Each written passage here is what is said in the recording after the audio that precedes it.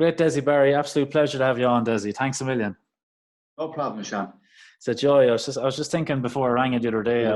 I was saying the amount of times we might pass each other on the street or in different times, but we never actually stopped to have a conversation about anything in general. So it was great. I kind of didn't know what to expect when I was ringing you to see would you come on for the chat, but I really appreciate you agreeing anyway, Dessie. I really look forward to it. No problem, Sean. That's no problem. Normally I say no, so I'll take, you just got me on a good day. got you on the good days, right? You'd made your promise to me.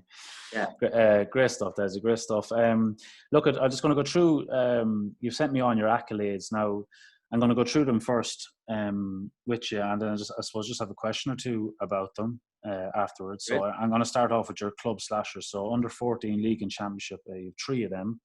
Two under 16 league and championship. Two minor league and championships. Under 21 championship. Junior championship. 6 senior championships. Am I right in saying you were 17 when you won your first one? Yes, correct. Yeah. You got man of the match in 89, 90 and 91. International 7-a-side winner. 2 Leader Cups, 2 Division 1 and 1 Division 2. Yeah. With the county Connacht Minor League by 2. Division 4 winner. Division 3 winner. In 2005, you were the greatest footballer ever seen in the Shannonside region. Railway Cup winner in 88. International Rules winner in 1990. Masters International Rules over 40 winner in 2006. Named corner forward in the Longford team in the Millennium. Inducted into the Leinster Football Hall of Fame in 2015.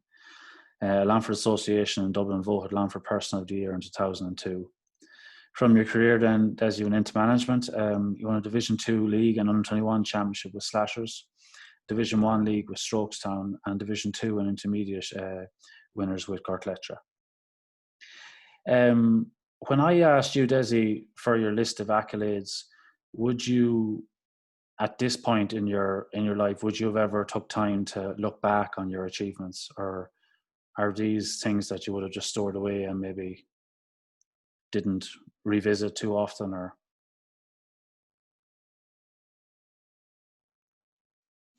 have I got you? Does it? Yeah, can you hear us? Yeah, I can. Yeah. Sorry, you went there now for another. You're okay. I have him back. So Dessie, I was just asking Dessie, when you just sorry, Sean, I don't know, but just you were going through the Longford County things. You sort of stopped there, and that was it.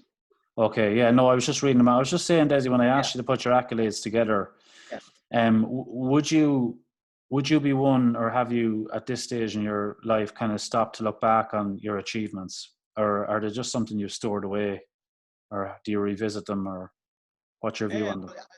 I think you do revisit them. I think a lot of stuff, mainly we say in regards to senior championships, in regards to the county final comes around every year, so there's always a thought in your mind of good times, important times, and something that you always look forward to. For any footballer, club football, county football, the county final was really where you wanted to be, and really when you're in the county final, the only thing you wanted to do was win it. Yeah, absolutely. When you get to that stage, it's, I suppose, every player when you get into a county final, you don't necessarily want to be there embracing the occasion. You want to seize them when they come around and win them, because they're very hard to get there. That's true. I mean, I've been lucky in regards to winning 6 titles. Played near finals and lost 2. So, but everyone is on its own merit a great achievement. Yeah. I never get it. You never, like, we were fortunate enough to win a 3 in a row, for instance. But they were played on a year-end basis. It was never a matter of going for 3 in a row or 2 in a row for that matter. It was a matter of every championship was a hard-fought thing. It was very difficult to win. So you were always focusing on that in that moment in time, I'd say. Yeah, absolutely. And like you were so young as well when you won your first one. Like, what that experience must have been very surreal for you as well. Like, you had one in the bag at 17 years of age. Yeah, well, I mean, I think it's all about the team. If you're lucky enough to be part of a team, that's good enough to get that. At that moment in time, we'll say, in that time, Longford Slashers were in five finals in a row, and they started in 77. and we 77, 78, 79, 80, and 81. Now, myself and Michael Sexton were the two that I can remember from the minor team that was involved with the seniors at that time. Now, it was fantastic, and I played in both finals that came on in the second half. But for me, we said that what was good about 79, apart from winning, was Michael Sexton would have been the same age as me, was playing corner back, and won man of the match in the county final at 17. So that's sort of an achievement. Yes, it was brilliant to win. Of course it was, and it was brilliant to play a part in it. But that sort of performance by Michael and receiving that award, unbelievable. Yeah, incredible actually. Yeah. You know, I suppose that's the beauty of having the youth in your team. You know, you play when you're at that age, you kind of play with a sense of freedom, and you have a profound hunger as well, don't you? Yeah. Well, the thing about playing sport, when I was playing sport, is you always wanted to win for start. That was the most important thing. You know, and as a young person, you wouldn't have the build up to a county final wouldn't be playing on your mind.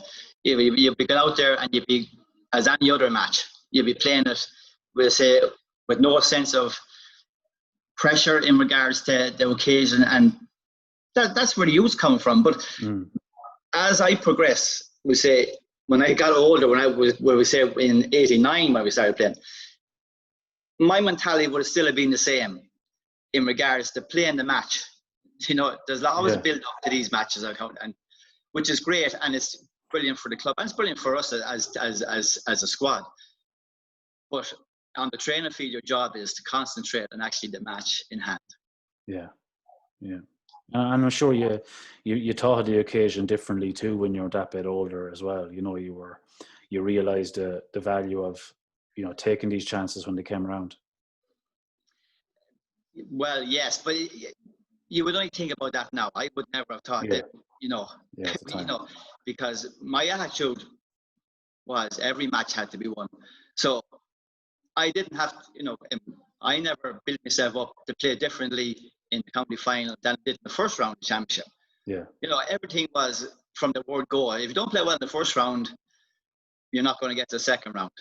You know, and that was always my view, and that's the basis which I played. Every match on its merit had to be won.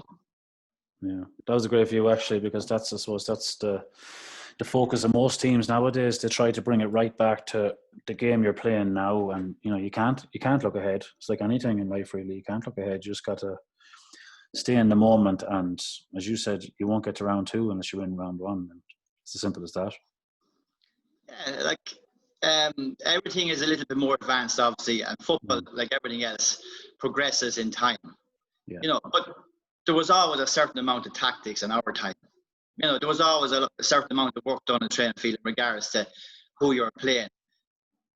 We wouldn't have been doing it in a room and putting up a board and a screen and that. We wouldn't be. But there would be certain points taught to different players in regards to, and different units of a team, which would be vitally important. As we're starting off defensively, there was one job that you had to do, and that was defend.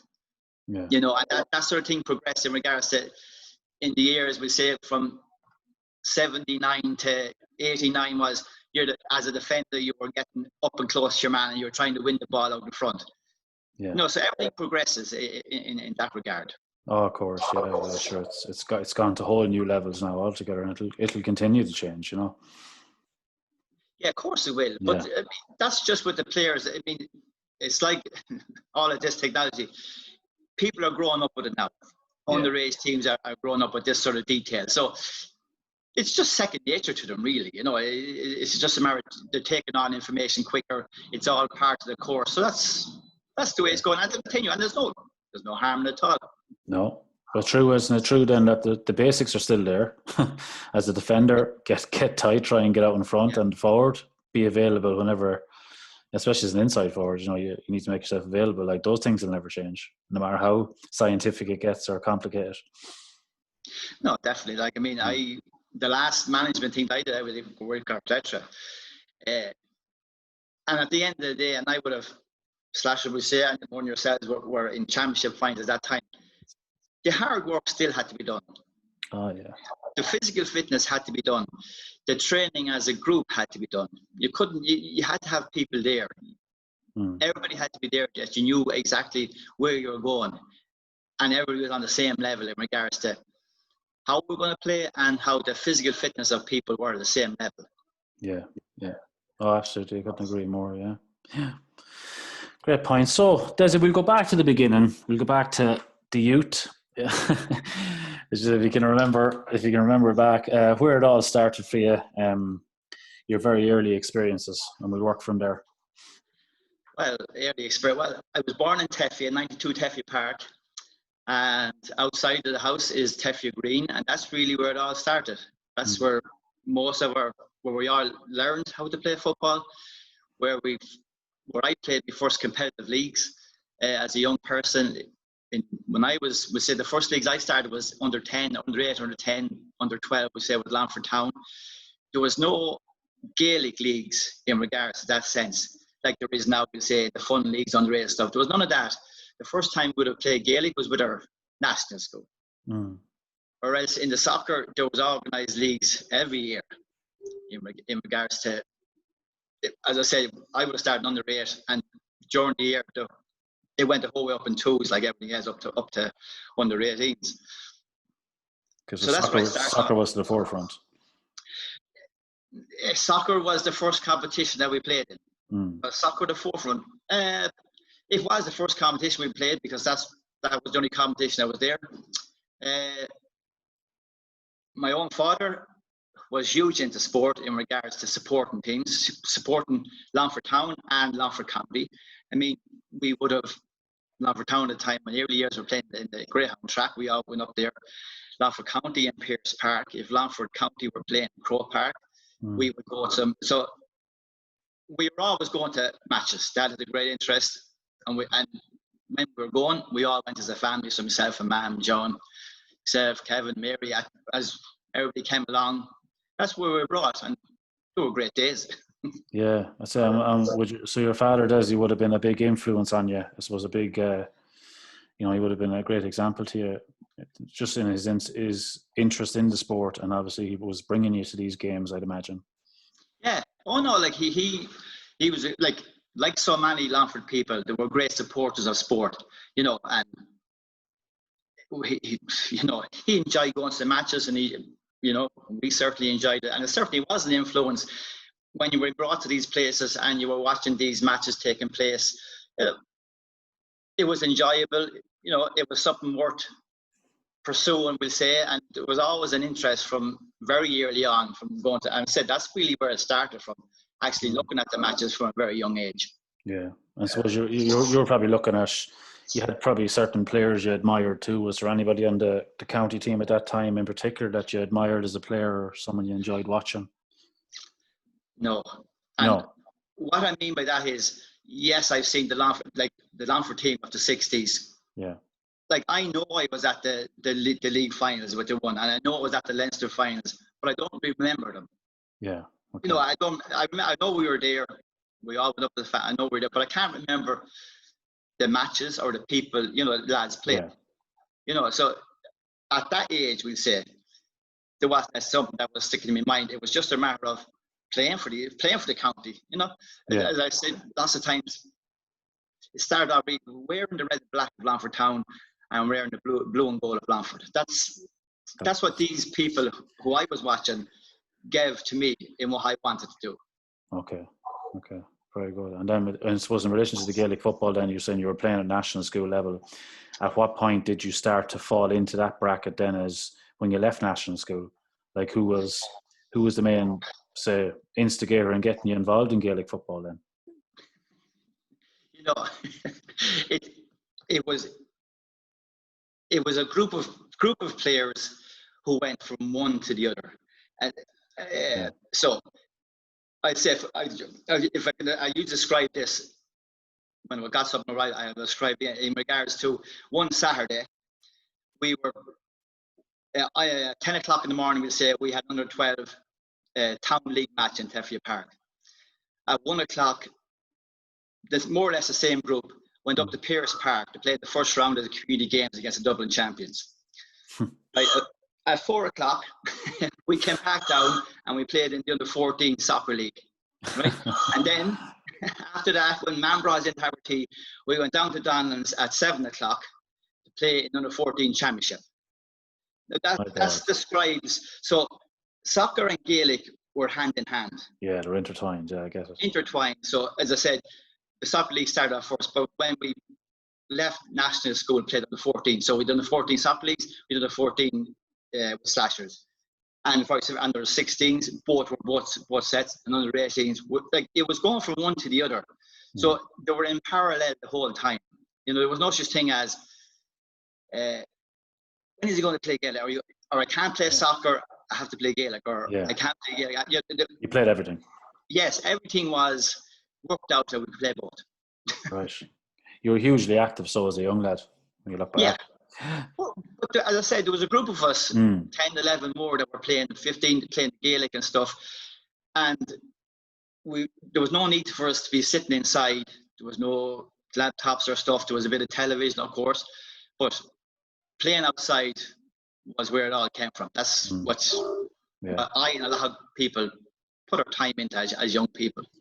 And then, as you said, you're playing with friends, and look at you're happy and you're enjoying it. like, so you were loving it, you know, and you probably play any amount of games in a day if you could. Of course, I mean, like myself, there's lots of people in town. Myself and Peter Faig, he was a good friend, best friend of mine, and he lived 3 doors down from us. And we would have come the whole way up in soccer, making our debut for Longford Town, playing with the town for seasons, playing with Slashers the whole way up, winning championships, up as far as winning senior championships together. So that's the sort of group that we had. That you know, and I was lucky. I always say I was lucky in regards to the people and the teams I was playing with. Yeah. But yeah, with a great group. I know, I get it completely. Yeah, and I suppose as you know, as you got older, then like things probably started to take a bit of shape for you. You pursued your soccer career. You were playing with the town. At what age did that start with? Yeah, I started in the 77-78 season with Longford Town. Okay, what age were you at this stage? About 15 and a half, 16. Okay. 15 and a half, I think. Just nearly 16. It was winter soccer at the time, so because the league was winter. And I was in the Leinster Senior League with Longford Town. I wasn't playing. I would say you get 10, 15 minutes, 30 minutes maybe if things were, you know, where the thing was going. But that was my first involvement with actually the senior team. Okay. Now, what was the setup like back in like Longford Town that time? Was it you know, was it fairly professional at that stage, or was it kind of a casual approach? Or no, it was never casual. Yeah, but it's no, it's not to the degree of which Longford Town now have. You know, in time, everything. But there was always a good committee involved. Anything that was needed was, you know, you were given. The manager was always on top of things. There was always communication. There was training twice a week. Now, no more than our own club was a Slashers at that time. I think the assembly. I don't think we had a pitch at that stage, and I think we were trained in Pierce Park a lot of the time because we had nowhere else to play. We say there was no development where Slashers are now. We'd say. Not a bad place to train, then. No, brilliant. Oh, we're very lucky. But no one complained. No one ever thought it was an advantage, you know. Oh, I know, yeah. You were getting a good eye in at that stage. Yeah. Oh, no. Like, I mean, it's the place to play football. You want to play in Pierce Park, it's your home ground. You want to play every match there. Yeah, of course. You know, and it's, you know, we were just lucky in that sense. There's lots of things that happen. And if you take them, everything is good. And, you know that opportunities come along, and you don't always take them because football isn't like that. But when you do, you know it leads to good things. Yeah. So you were obviously with the town for a couple of years. You were left back, I believe, were you? That's right. Yeah. Yeah, left back. So, you obviously pursued this career with Longford Town at the time as a young lad. You know, this was probably your main focus at that stage. Well, it was, but you know. We'll say from 6, that was 15, 16. We'll say the season afterwards, we'll say, like, as I said, at that time, it was winter football. So you play the town for the winter time, say, it was over in March and April, whatever it was. And then the Gaelic would start, we'll say, in that instance. So, for instance, we'll say, played minor. Well, I played up the whole way up at Longford, say, under 14, 16, and then when the minor came along, there was no conflict. Like, I mean, there was no soccer leagues, but there was nothing important in regards to. So your focus would have been on your minor team and the Longford County minor team. That was the next progression. When the town season was over, you're into the Gaelic team. You're into Gaelic mode. You're into Gaelic club, and you're with your county. And I started off and said, don't you read the minor when I was 17 and 18 were good years in regards to we had a good team and we won 2 Connacht minor leagues in 79 and 80, which was brilliant. It was a great achievement. Like, we bet Galway in one final, and the following year we bet Mayo on the other, which was no feat being for any good. So it proved that we had a good side. But the only problem was that we just didn't bring that on to what we were hoping would be some form of success in the minor championship. Yeah. It didn't progress that way, which, looking back, well, it was disappointing at the time, and it's sort of a thing we missed an opportunity, that sort of way, to go a bit further there. Yeah, I know. Yeah, and when you get that feeling, when you taste success and you're kind of thinking, God, we can really build on this. That's the hope of all the players, and it is disappointing then when it doesn't just come together. But I'm sure there's many reasons for that. It certainly is. Yeah. But it comes down to everything else. You have to be good enough on the day to win. Yeah. We lost the first year we lost to Louth in Croke Park by a goal. I mean, that was the difference. It was 12 points as far as I can remember. There's looking back there recently. And the second year, then we had a good win in the first round against Laois, which would have been good. We drew at Laois away, and we bet them the following week at home. But we lost to Dublin in this next round up in Mullingar. But the problem was we weren't near as good against Dublin as we were against Laois both days. And that's always disappointing. Playing well and losing, it's still difficult, but playing poorly and losing, you didn't just give yourself justice on the day. Yeah, if you got your best performance, basically, yeah. Yeah. Yeah, and I know I'm probably jumping ahead here, just talking about your experience in the FAI Cup semi-final, Dessie, as well, with the town. Like, that was, am I right in saying, was that what year was that? That was 1980. 88. It was 1988, 87, 88 season. Yeah, so you were about 5 or 6 years into your inter-county career at this stage as well. Yeah. So go on. How did it happen? Well, it happened. Longford Town were in the Leinster Senior League when I started off, and then there was a proposal to have 2 leagues in regards to the League of Ireland First Division and the League of Ireland B Division. And Longford Town decided to go into the League of Ireland B Division in regards to progressing. We'll say it's a progressive step for the club, and they were trying to get, which is now, we say, the 2 leagues scenario, the Premier League and the First Division. And I, at the time, was working down in News Edges downtown in Woods in Main Street, and I was working every Saturday. So after the first year of the League of Ireland B, we said that division, they pushed for matches to be played on a Saturday. Okay. So that just didn't suit me. I couldn't commit, because you couldn't get every second Saturday off. It wasn't like the Saturdays when you were a young lad. No, it wasn't like that. So that's where we say, and then that progressed and sort of to be invited into the Longford squad. That's the way it happened. Yeah. It comes to a point, doesn't it? Like, you kind of have to venture one way, don't you? Yeah, of course you do. But I didn't have to make that choice, because, as I said, I wasn't able to play soccer. So there was only one other, so I had to play the Gaelic. Not that I had to play, I don't mean that, but I mean, I wasn't able to play soccer, and then the opportunity, whatever, the year or 2 years after, came along that I was invited onto the senior panel, and that's where it worked out. So I didn't have to, thankfully, which is most things, because it would have been very difficult to make a choice. I didn't have to make that choice. So and that was a progression from one to the other. Very good, Dessie. And talk to me about who's responsible for bringing Dessie Barry onto the senior squad? Well, John Murphy. Okay.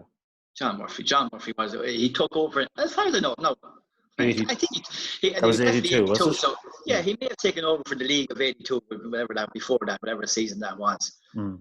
You know, so it was John Murphy, which obviously was a fellow club man. Yeah. You know, and John brought me in. And what was your like thought process on that? Like back then, I suppose I'm asking these questions, and you could probably very easily say back to me, "Oh, well, you didn't think about it; you just went in." Well, did it feel like an honor at that time for you, or was this, you know, obviously you were brought to these matches as a young lad, and you were watching these teams, and you'd watched individuals playing in the black and red and playing in the blue and gold. Yeah. Like, did it come into your mind like, "Wow, I'm at this stage now"?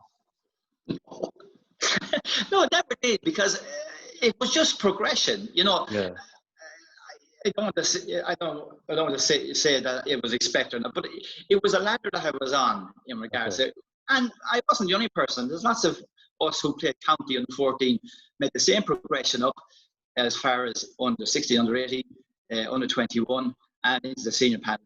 I wasn't the only one. Did I think it was? No, I don't. I just went. If someone asked me, and I went, and I embraced it. And, you know, I just got involved. Were you nervous? Had you good self-belief that time, or? I wasn't nervous. No. I couldn't say. It would be very difficult to find the time if I was nervous playing football. Of course, you'd be a little bit nervous going into the dressing room at the start.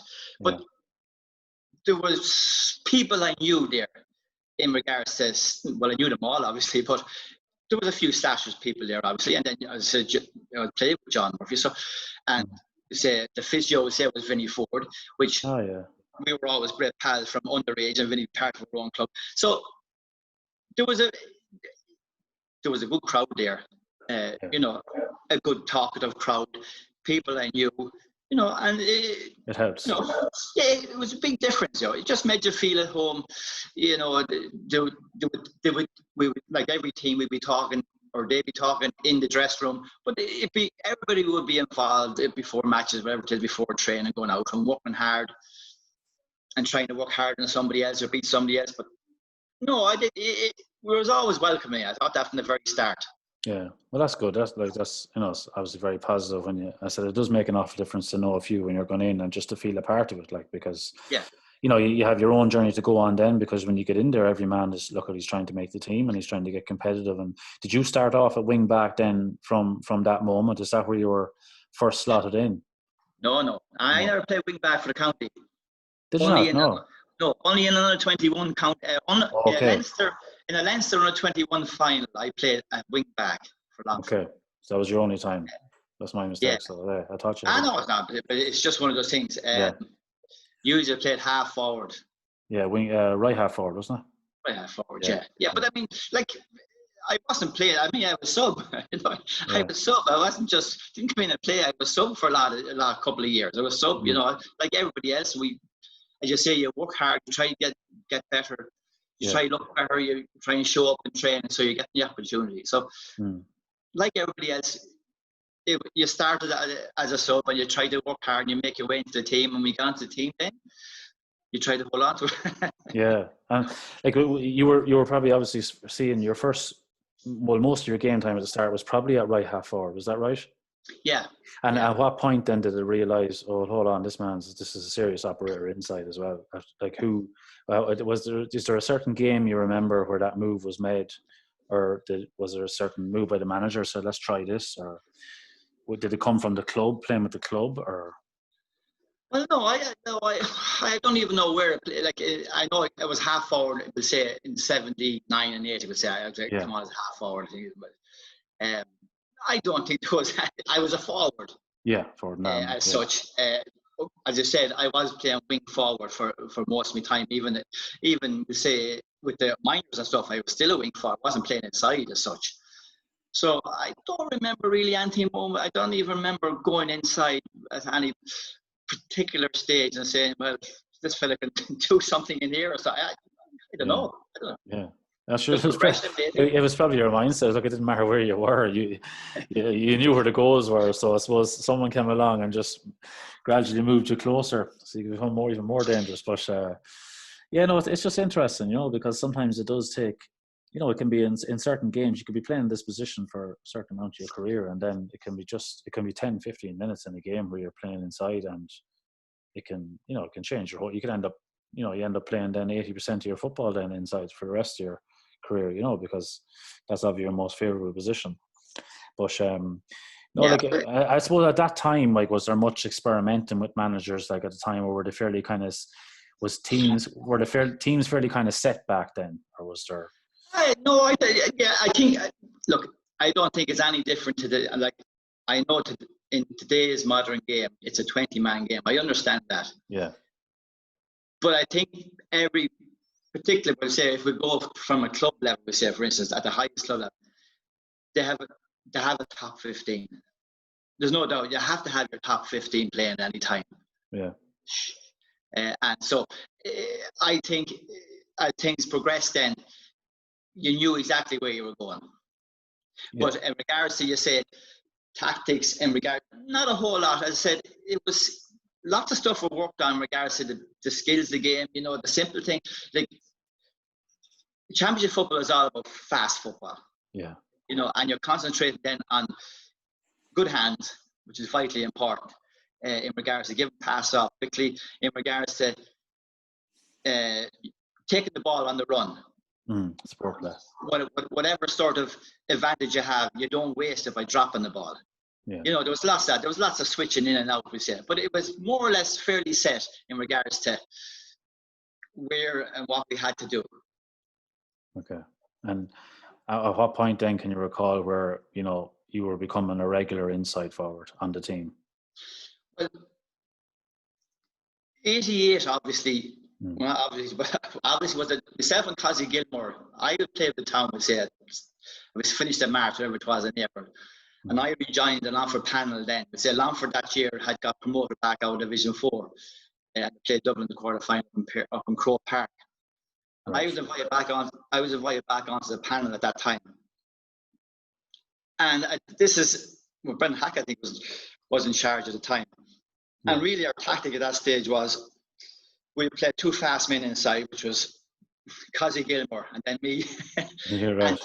And Philip Kiernan was the other corner forward. And Philip out to the middle of the field, was a very, very good footballer. Great man to win the ball, good shot, and well able to play the ball. So that's really, we say, focused on, we say, me inside, we say, or two inside, we say, that's a leaving space inside for the forwards that's in there.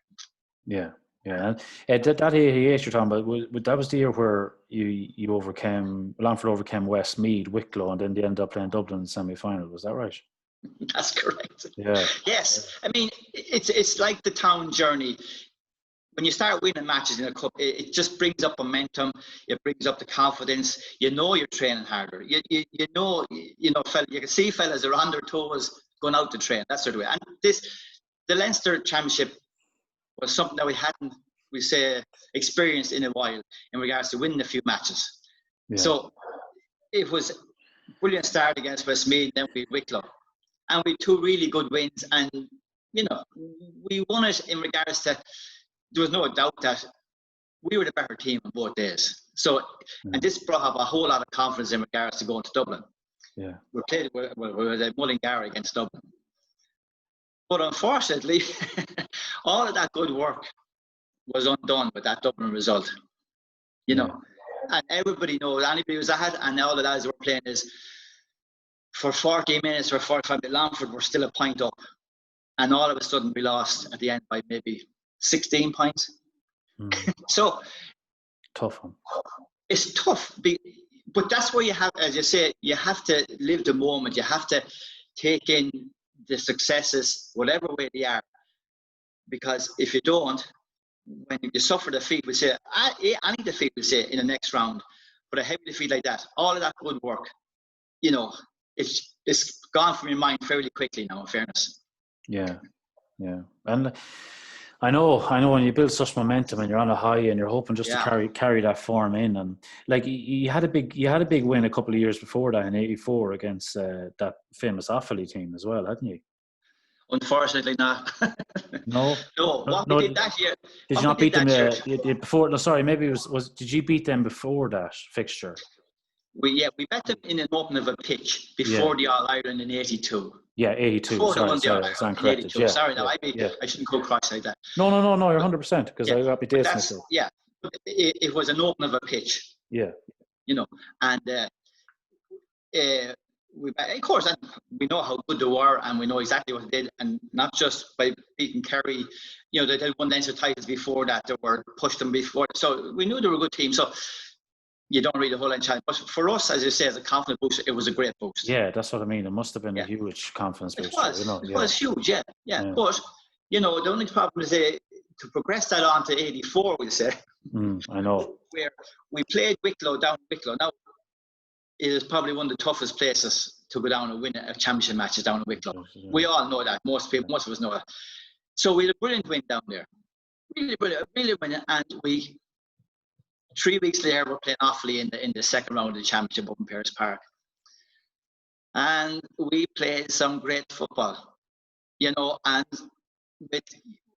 if you're a good team, you're in with a chance with 15 minutes to go in any championship match. If you're a good team, you're only a great team if you win it. So we say, like, it was big crowd, Pearse Park. Team was playing well. Good back, great forwards, great movement. 5 or 6 points up, and we drew. You know, and it was disappointment. We went up to Croke Park the following week. Yeah. Played some great football, playing well. Ahead during the second half, but just could not see it out. Yeah. You know, and I always recently, like you talk about looking back at matches, I do think sometimes it comes into my mind in different stages that if today's tactics of the last few years was involved, would we have beaten Offaly with 12 fellas behind the ball? You know. Yeah, I know. Of course. Know, that's sort of way. I think we played football at that time, as most people did, but it was open.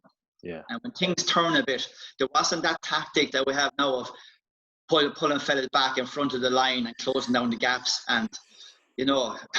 I know. And back then, I'm sure it could have been something small that just could have made the difference to get over the line. Oh, definitely. Yeah. There's no doubt about it, because, as I said, we had a good team. We were competitive with the best at that time, but we just could not get over the line, unfortunately. I know. Because wins build momentum, as we said already, and just one of those opportunities that was lost. Yeah, true. And I apologise about the date mix-up between 82 and 84. I was just alluding back to that Offaly win because I suppose your group was coming together, and those days would have built massive belief for down the line as well. And I suppose that's where I want to bring you back to 88 now, because for you personally, you were entering a real, a sort of a golden patch in your career, because like if we talk about the next couple of years afterwards, like, and your championship with Slashers, like your 3 man of the matches in a row. And then also the first thing I want to bring you to is the compromise rules experience and your first call up to that, Dessie. How did that come about? Like most things, you get an invite from somebody. I don't know whether we got a written invite or we say maybe John Green, the company secretary, got in contact with us in regards to going to it. Myself and Cathal Lee were the two that year that went to it. Yeah. The procedure was, for the first 2 weekends, was that we went down Tullamore, and we said it was a bit of an interprovincial tour. We said I know the first weekend we played Ulster. The second weekend, I think we played Connacht. We said that sort of way. Lots of players got their opportunity just to shine, I suppose. That's the way. I mean, I was lucky.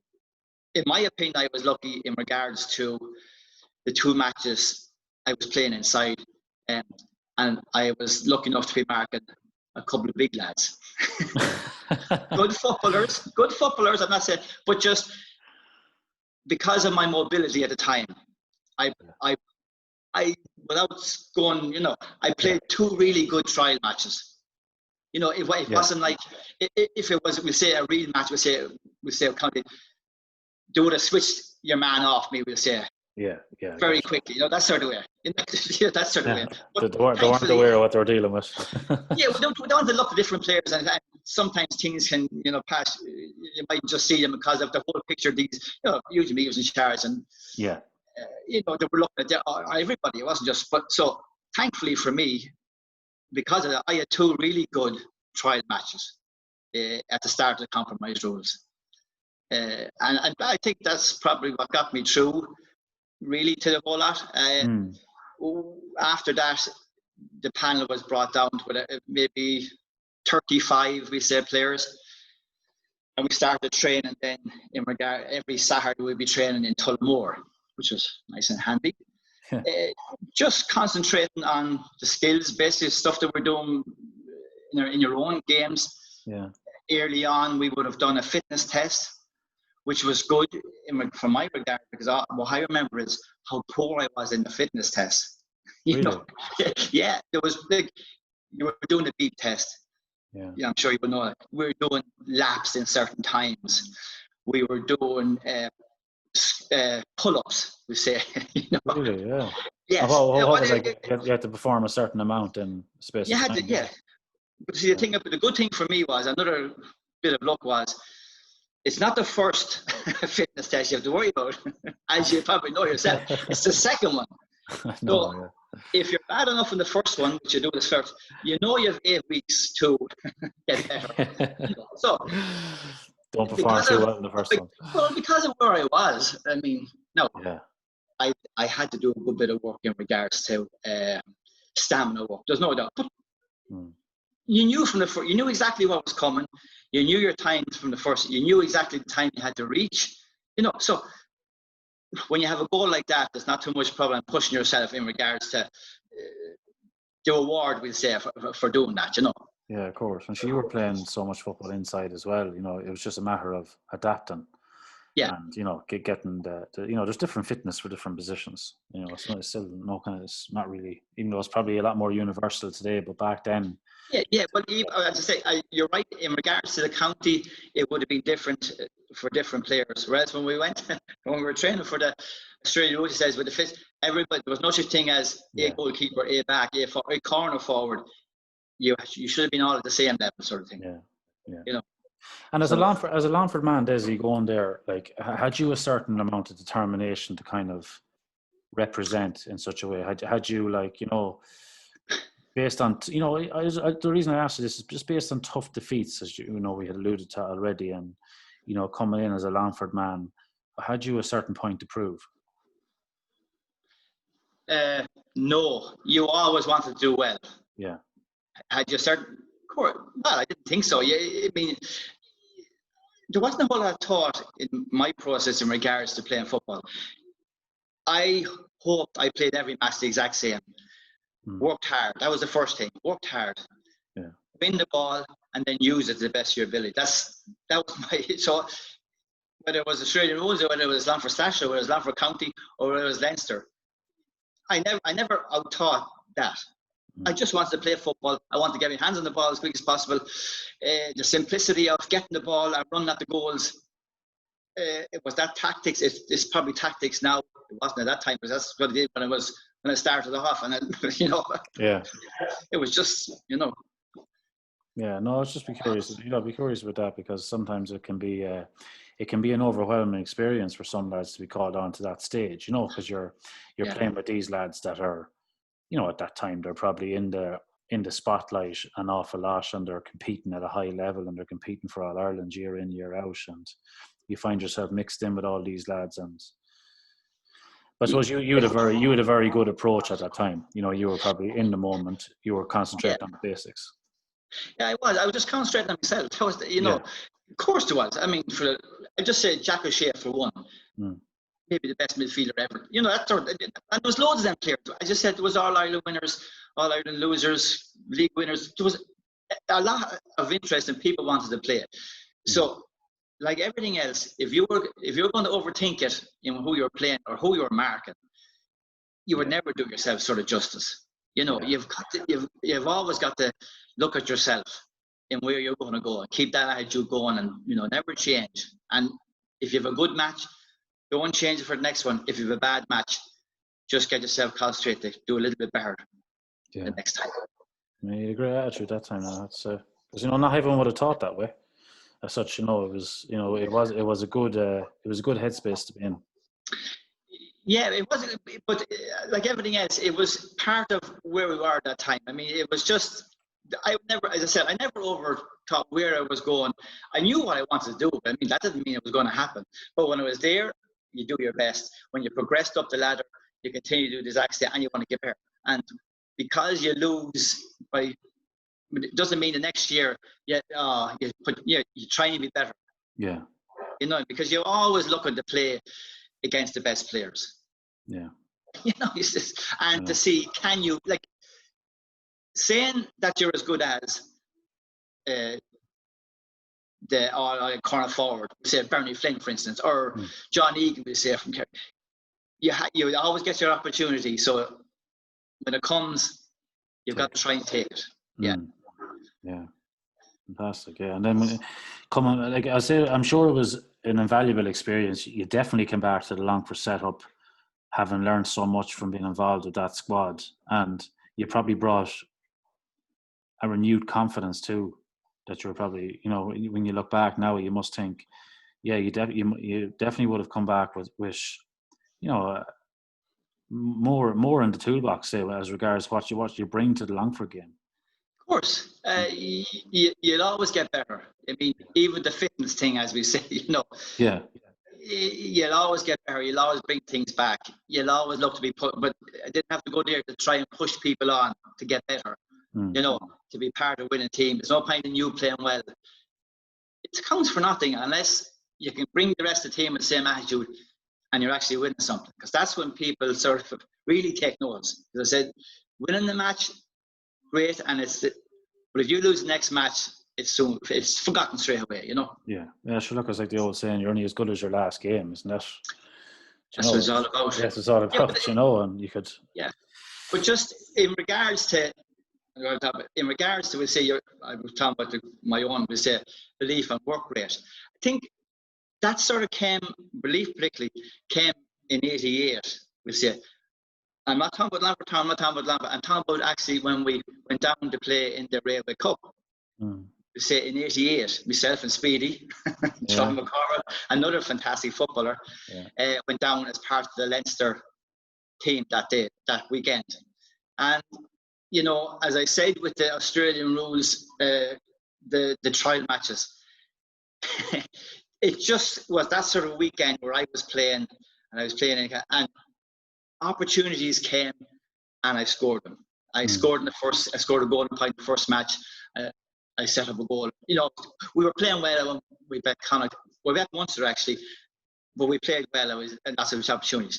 Now, in the second day, we played Ulster in the final. I was back in a John Lynch, which would be a Tyrone corner back. Very good player and a very tight player. Very, very tight. And we weren't getting that now. We were maybe 4 or 5 points down, we say, with 15 minutes to go. And there wasn't a whole lot of, and there was just one long ball played in. And I got myself out in front of John Lynch, and on the turn got by him. And a 1-1 keeper stuck the ball in the back of the net. And that sort of changed the whole Leinster game. And within the next 10 minutes, I was fortunate enough to score another 1-2, which it was just them. Like, if you talk to Speedy about it, he will tell you most of us, and including Dessie Barry, was not getting a whole lot of the ball up to that point. And it was just that, just that concentration level was still good at that time in regards to, if an opportunity came, you had to latch on to it. You take it, yeah, and the difference in that. As I said, I scored another 1-2. I know the goal, it was just a long ball in, the ball sort of dropped, and it was from a 45, it was crowd enough. And whatever way I side-footed the ball, I was going for a goal of it, it just went into the bottom corner of the net. And, you know, it was just an opportunity came, you were right there, and you actually scored it, you know what I mean? So, when I say, I probably said, we'll say it's 1990, but just moments like that. I was comfortable with saying in that sort of environment, that would have had a huge bearing in going and say, I just said, into that environment with these people who would have played and won stuff at a really high level. I know. It's such an important message that, like, staying focused, even if things, if the ball is dried up coming in and you're just not seeing much action, just to always be ready for that one chance, because the difference it can make. Yeah, it's something that I would have learned, particularly in that year when I was playing for the town. Like, as you said, in Gaelic football, starting off, we'd say, you could have a real breather in corner forward or wing forward before the ball would come up, that sort of way. Yeah. Whereas with a soccer, one kick and you're always involved. So I think from a concentration level and always being tuned on, I think I certainly benefit from that in regards to playing as an inside forward, we'll say, in Gaelic football. Yeah. You're never switched off. You're always expecting the ball sort of to come in. The time of switching off was gone. Your mentality was always, it's going to come in. You've got to be on your toes. Yeah. Very important lesson, Dessie. Very important lesson. And like you built on that, like you had a super period afterwards, and we talk about from that 88 experience, and then an incredible run with Slashers, winning 3 in a row. Isn't that correct? And that's correct. Yeah. And picking up man of the match in 3 of them. That must be something you're hugely proud of, like when you look back. Yeah. Now it's huge. It's huge. Like yourself, there's only one thing that has to happen on county final day, and that's to win it. Yeah. Man of the match. If you were thinking about the match, you'd probably play the worst match. You never. Ah, yeah. It's not in your head at all. No. Not at all. It's all about concentration, and as I said, you're dependent on people outside you. You're dependent on everybody outside. When you're corner forward and you're looking for good ball in, you're dependent on everybody really out the field. Yeah. And it's one of those things. Like, I mean, it's fantastic. It as an award, it was brilliant. Mm. It's even better now in regards to when you look back on it. Oh, of course, yeah, but sure. I wouldn't even say, okay, it's not near, it's near the level of winning 3 in a row, but it's just a little bit below it. I think winning 3 in a row with a county finals with your club, it's a huge achievement. Oh, it's massive. Yeah. It's massive. As we, it's to keep that concentration going. As I said already, keeping parking one and moving on to the next one, and keeping people hungry and keeping the thing changing over. But that was absolutely huge, huge. Phenomenal run, like, and I'm sorry, I can only imagine the mindset of defenders within the county when you were, I'd say you were hard enough handled before you went to the compromise rules, and when you came back, a different animal altogether. And as you say, Sean, look, it was 1990 when the Australian rule was on. Yeah. And I always think it's all, as I said already, it's all about opportunities. And so, for instance, in the 1990 final, we played against Arda, and the first match, it was a draw. I think it was 5 points all. It was a really poor match. Yeah. Really poor match. And both teams were poor. And all we knew was that we needed to improve, because we knew Arda were going to improve. We knew both teams were going to improve, whether we were going to a certain level. Who was going to be the best. And even at that, it was long into injury time or extra time before we actually won it. Yeah. But just one in regards to that, is just say opportunities. After the county final against Arda, the final trial, we'll say, for going to Australia was the following Saturday before the replay county final. Call went down, and I obviously had to be there, but there was no problem with that. So I went down, and be truthfully honest, when I was in the end of the start, I was a bit off. Maybe maybe to get if I got a half an hour out of the way and then go back, because we're sort of go back for team meetings and stuff. But I went the other way. I wasn't picked at the start. I was actually doing the line actually for the first half of the match. And with 20 minutes to go, they brought me in. And within 20 minutes, within that first few minutes, I just got on to three balls, and I scored 1 goal and 2 points. Return, yeah. Yeah, but you can't. I don't know. You can't plan for these things. You can't plan for these. It's just one of those things that happened. You come on 20 minutes ago, so you might get kicked at the ball. But I'm just saying, it was just one of those, another moment where the opportunities came, they weren't missed. You actually took them, and you were leaving. More than even, you were on a bit of a high, because you knew, okay, but everything went well. And and with the county final the next day. So it was just one of those, I suppose, I can't. don't need a whole lot of boosters, but it was just another confidence sort of booster on that step, we'll say, particularly the county final the next day. So, Oh, I can't imagine that, to be honest. That like that high, and then I suppose you were buzzing for the next day. But God, when you think back, having to go down, and take on that challenge first before another massive game the following day. But again, it comes back, as you were saying, to being ever ready, and you most certainly took opportunities when they came, and I suppose that's what made you as special as you are. Like it's because another lad get those chances, they can get any return out of it, and that's a different story than altogether. Well, it is, and look at. I've played with Longford and I've played with Leinster as well, and have opportunities, and they just haven't come off. I'm just saying, as you've said already, when they come around, you've got to be able to take them. Yeah. It doesn't always happen. So the benefits of taking them, it's unreal, really. It's just. I'm sure you were giving the manager at the time a headache as well. So look at this lads after doing.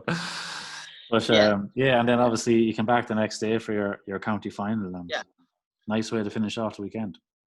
Great. I thought it was brilliant because we won. Now it was a really good match, a high score match. As I said, it went into extra time. It was only the second half extra time where we got a goal and we pulled away, or sort of where I got a goal and we sort of pulled away. But that's how it was nip and tuck the whole way through. So and the next day after that, I got the forms back to say that I was going to Australia and we had to fill in these forms for the visa. So within those 3 days, sort of, everything was good. What was that Australian experience like? Phenomenal, I'd say. Brilliant. I've been away in lots of places. In regards to team, we'll say teamwork. But as a footballer, we'll say, for me anyway, it would have been the first time where you would have been, I suppose, in a full-time environment, we'll say. Yeah.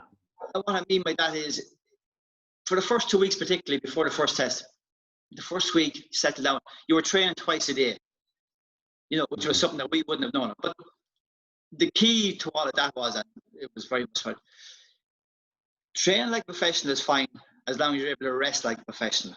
Yeah. So outside of the training, there were certain times where it was total rest, where you were up in your room, you were reading, you were sleeping, because there was other, we'll say, functions you had to go to as part of the Irish team. So it all had to be divided up. But in that instance, for the first 2 weeks, I suppose it was my only real time of what it would be like as a professional footballer, we say, in regards to your time being broken up, in regards to training at different times. And as I said, equally as important is the rest periods that you have and what you had to do. Like if you were instructions in regards to your rest period as much as you had in regards to the training sessions. Yeah. And did you when you came back then, Dessie, did you find that had an impact on you? Did you find you were doing more outside your game normally, like maybe as regards individual practice and stuff, when you came back from that experience? I was, in regards to the fitness levels, I certainly was doing a little bit more, but I was always doing something. I was always practicing for it. Now, we'll say, for instance, the early stages when I was playing for Longford, we'll say, like Speedy McCormack he was a brilliant player. He was a fantastic free taker, and he had something that, like anybody in Longford or Clough or around Longford or around the country will tell you, he had this fantastic dummy. Yeah. And there was nobody who didn't end up on the ground by Speedy pulling the ball back, because you couldn't allow him to shoot because he was an accurate forward. Yeah. But my word, if you're talking about skill, and I play with Speedy lots of times and against him, well, I have to say that was fantastic. It was really. But as I said, going back, and Speedy was the free taker, and I was sort of on the right corner. So I was in the right corner. So if things were really out of his way, I will give it to the left foot, and I was the left foot player. So, I wouldn't have done much practice. Yeah. But we say in 88 and 89, we say the free taking developed from where you could take the frees out of your hands. Like before that, it was all off the ground. Yeah. So you couldn't take it no more than, we say, a sideline ball. a linesman had dumped it on the ground for you and you have to kick it, and it doesn't matter where you left it, sort of thing. No. So once that came in, I started doing a lot more practicing with the frees in regards to club and county. Now, I wouldn't have been the top free taker in the club. Now, we were lucky enough, as I said, with Speedy, but an equally as good free taker was James Halligan. He played with Slashers. Okay. He was part of the All-Ireland team of '87, the men's team. He was unbelievable free taker, and he continued kicking them off the ground. But we used to always go up and free take, and I remember last time I would be a free taker who would start on the 40-metre line or 30-metre line as is now, either side of the goals, and I'd move out sort of and out and back out the field, we say. Whereas James, he knew he'd enough practice done and all that, so he was always kicking out by the sideline. Yeah. He just, but that was it, like, he was great player, but that was the confidence that he had. But as I go back to where we were, definitely before they say that, there was a lot of, in regards to kicking the free kicks and stuff, there was always an opportunity, whether before training or after training, in regards to getting someone to kick the ball into you, turning and trying to score points. It wouldn't be a whole lot, maybe 15 balls every session, we'd say. Yeah. And as I said, after coming back from Australia, there was just a continuation of that in regards to football and fitness. We'd say the whole lot was together. Yeah. You know what I mean? It was everything was mixed up in the bag. Yeah, it pushed you on, I'm sure. Like, it pushed you into a new level of training, I'm sure. You know, when you're exposed to new techniques and exposed to, as you were, that first time professional, you know, routine and professional setup, you probably just carried on unknowns to yourself, you know, just building on what you had been doing before. Well, yes, it was part of your life. Yeah. I mean, it wasn't something I was working, and it was part of my life. So you would naturally just say you would continue on with that. You always had to keep trying to improve, and that was the key about it. You know, so it was important that you would. But when you're playing in your prime, well, if the right word is your prime, but when you're playing at that level of time, you just want to keep it going. You never step back, because once you step back, then the next thing you're thinking about is, you know, not playing, sort of thing. So you don't stop back until you really can't go on. Yeah, it's true. Yeah, you want to make hay. And just when you mentioned Speedy there before, I'm sure he was a fantastic distributor of the ball as well. Like, when you have a man like that, who, you know, probably the ideal candidate to put a ball anywhere you want it as an inside forward, I'm sure there's a joy. Yeah, but we had lots of good players. Like, I mean, I played with lots of good Longford forwards, and we still have them. And you certainly won them when I didn't get a chance to play, but you certainly won them, John. And we still have them today. We always had lots of good forwards.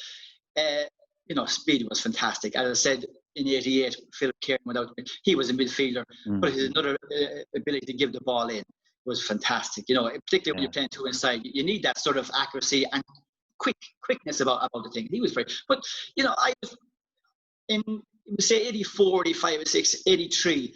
I played, we say, inside. Now, I don't like to mention too many because I played with, as I said already, lots of really good forward. But I played, so there was myself and Mickey O'Hara was the corner forward, the Kevin Rock was full forward. Yeah. And it was just a joy to work with, particularly Mickey. You know, Mickey was just natural movement in where he was going, and we just seemed to play off each other. Just one of those. Complemented each other, Yeah. No, it was a play, but I said there's so many good forwards.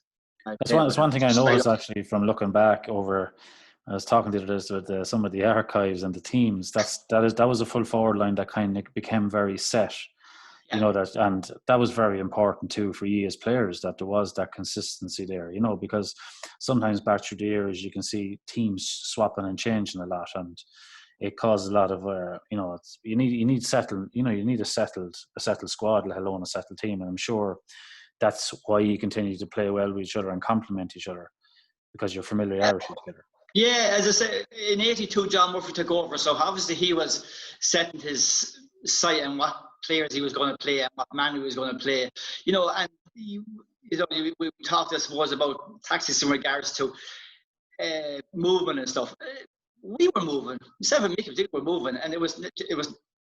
I don't know if it was a whole lot of time, but it was natural movement in regards to cutting across Kevin O'Rourke, cutting across Kevin, as we say, space, leaving the bigger man aside, or vice versa, and moving Kevin out a bit. And the two of us, we were playing inside, cutting across, making the runs as well. So, you know, there was stuff like that. We didn't have to sit down and have a big meeting about it, you know, regarding tactics, but it was something that was said, and we had that sort of we just had natural movement in regards to playing off each other and playing with each other. Yeah, it's interesting to hear, like, because I suppose football has evolved. Like, I often find back in, back years ago, you might have had the case of maybe a lot of lads playing for themselves on teams, and you'll only get so far with that sort of an attitude. And back that time, it's interesting to hear you saying there how you clicked and you played so well together. Was there that unity back then as well? Like, were lads really playing for each other, or? Oh yeah, Yeah. There was a great team spirit with people coming through. It's hard to get. Like, it is hard to get. Yeah, but it shouldn't be really. Let's be No, honest. it shouldn't. No, but it shouldn't can be. Your mentality should be. I think the mentality of players like yourself, or Speedy, or any of the players that played, say in '82 and '83, they wanted to be better. They wanted to. We didn't mind. Like, I played, and man, what it was. I don't remember being in Division 4 once. I mean, and what I mean by that is, we were in Division 4 and we got promoted. Okay, we better get back up. I get back down, maybe already yet. But we didn't stay in Division 4 for 2. We're always pushing to get further. And that was the mentality of the players. It was coming through then.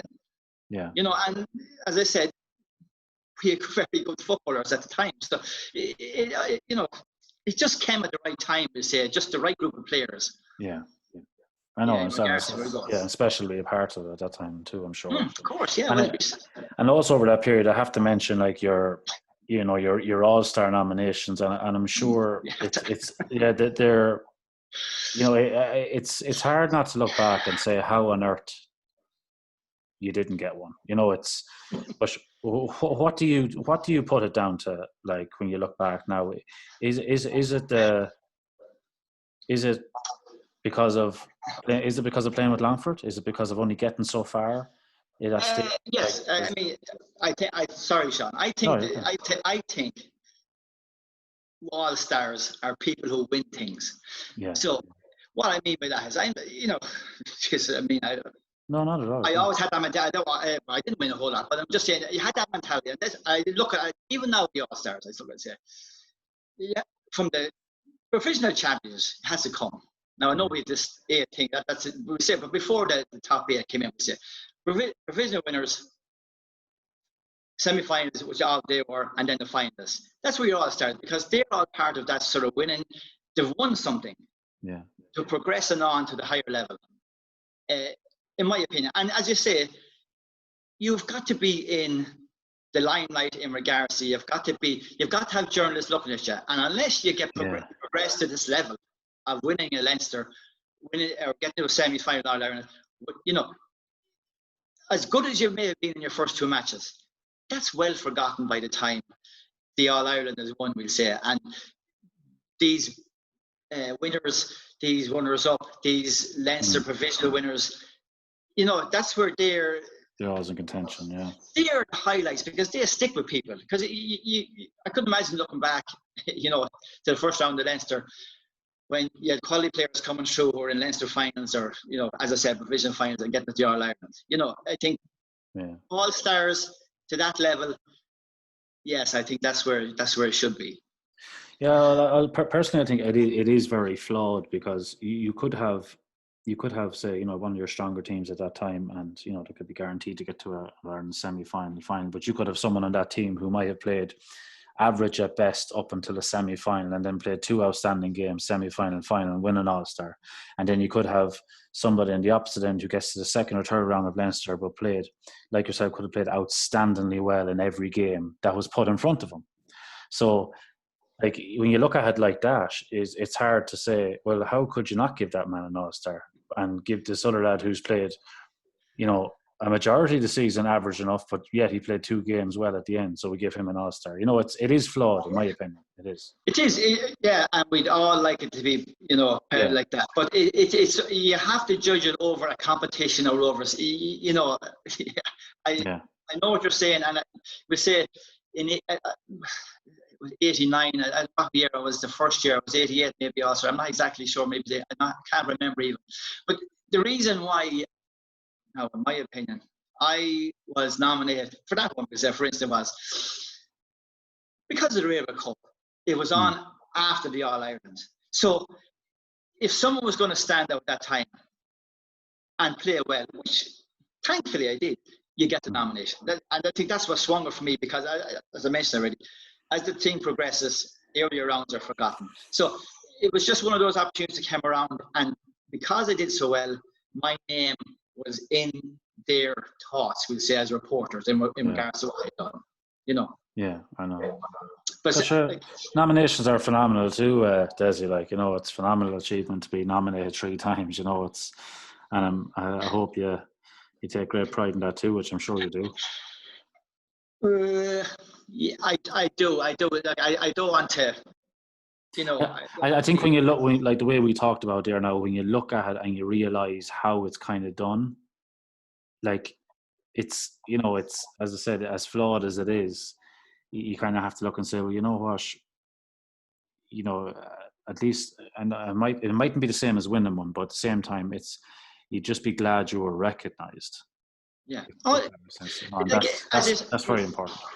No, as you say, Sean, it's, if you're nominated for an All-Star, that means you're one of the top 45. Yeah. In my time when I was playing, we say nowadays we'll say you could be playing midfield and you're in the back. You know, this sort of message, you have 10 forward or 30 forwards or 6. You know, the way it's all mixed up. Whereas in my time, I suppose, as you were saying, you were the top 3 in that position.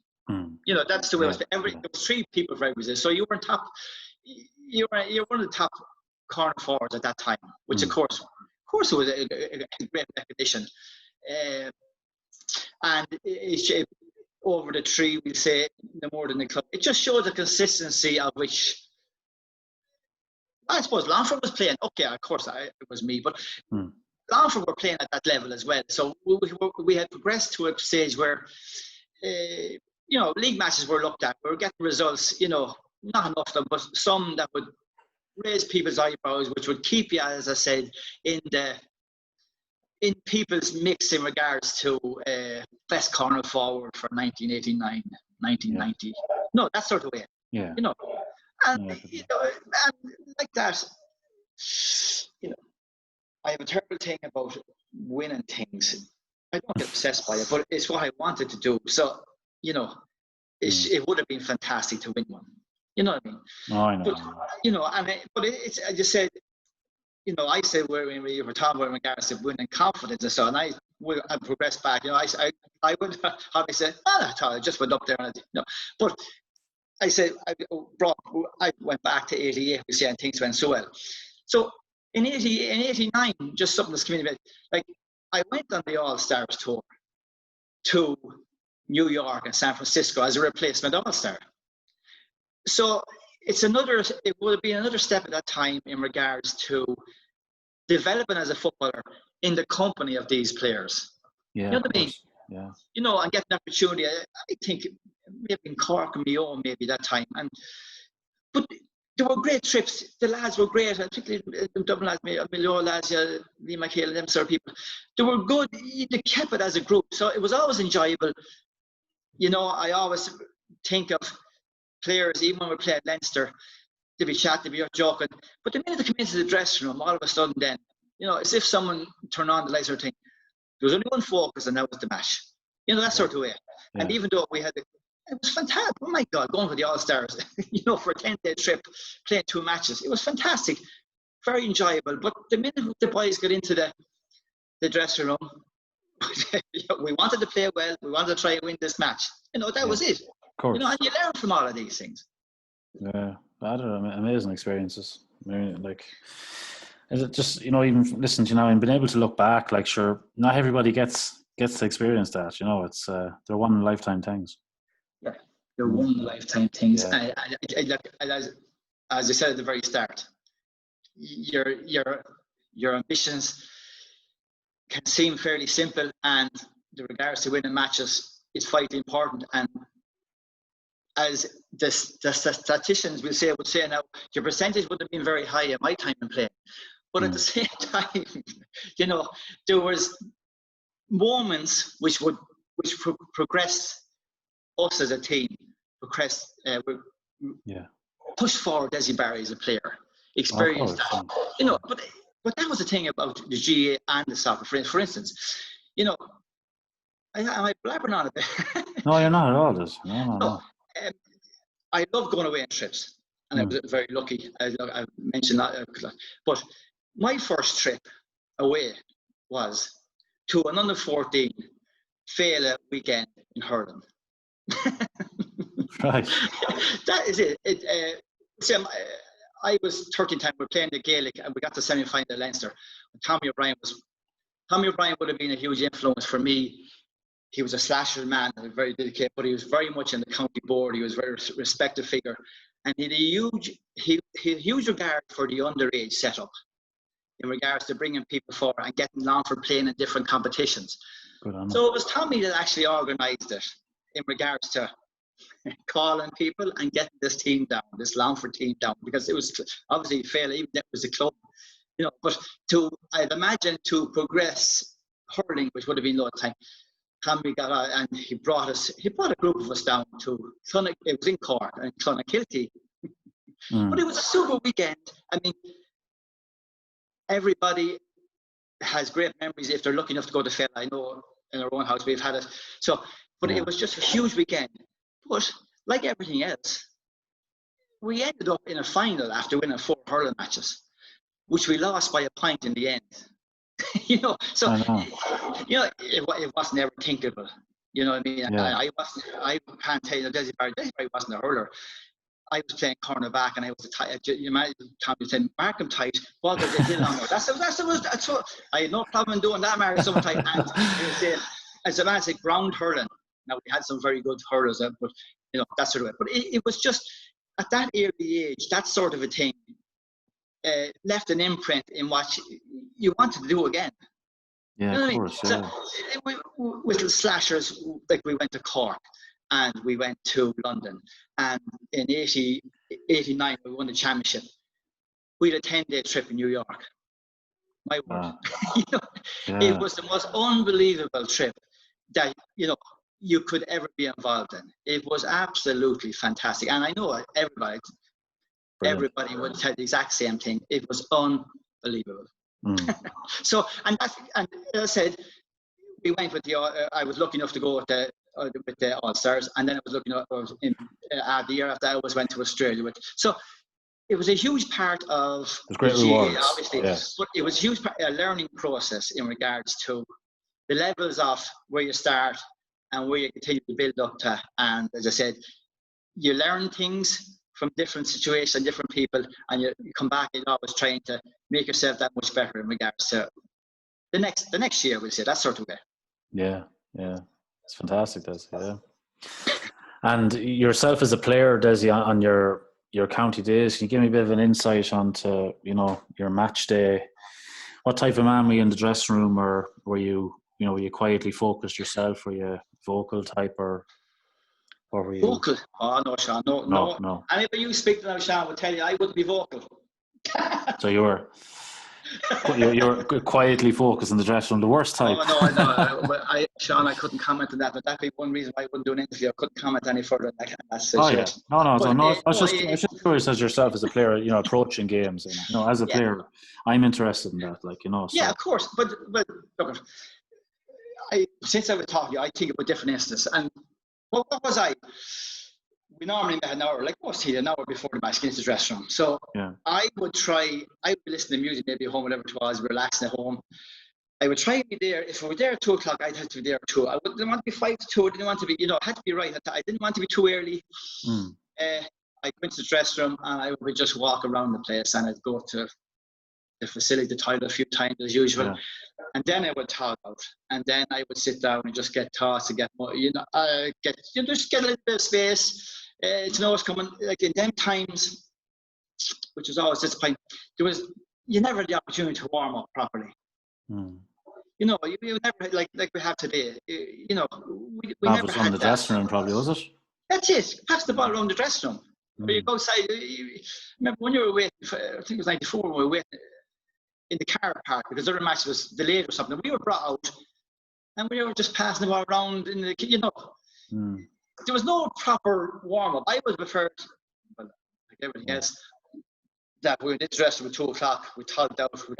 We got fellas strapped up as they do now, and there's a time set, and everybody goes out at half to whatever it is, and you do your warm up, and you go back in and just get yourself set, and out you go and play. That's the proper way. But it wasn't then. It was, and I I know of another player who in our dressing room, he used to come in at 2:00. He'd tug out and he'd sit in the corner and then he'd just wait. Yeah. Just in his own little space, and he'd wait for it, and out he went and off he played. So Everyone's different. Of course. Yeah. Everybody was different. But I said I was on me moving around the place before I had to waste time moving around before I tug out. So this thing, and then try and time it, guys. You're not sitting down too long. Yeah. You're not overthinking the thing. You just want to sort of get out there and start playing. So that sort of way, Yeah, cool.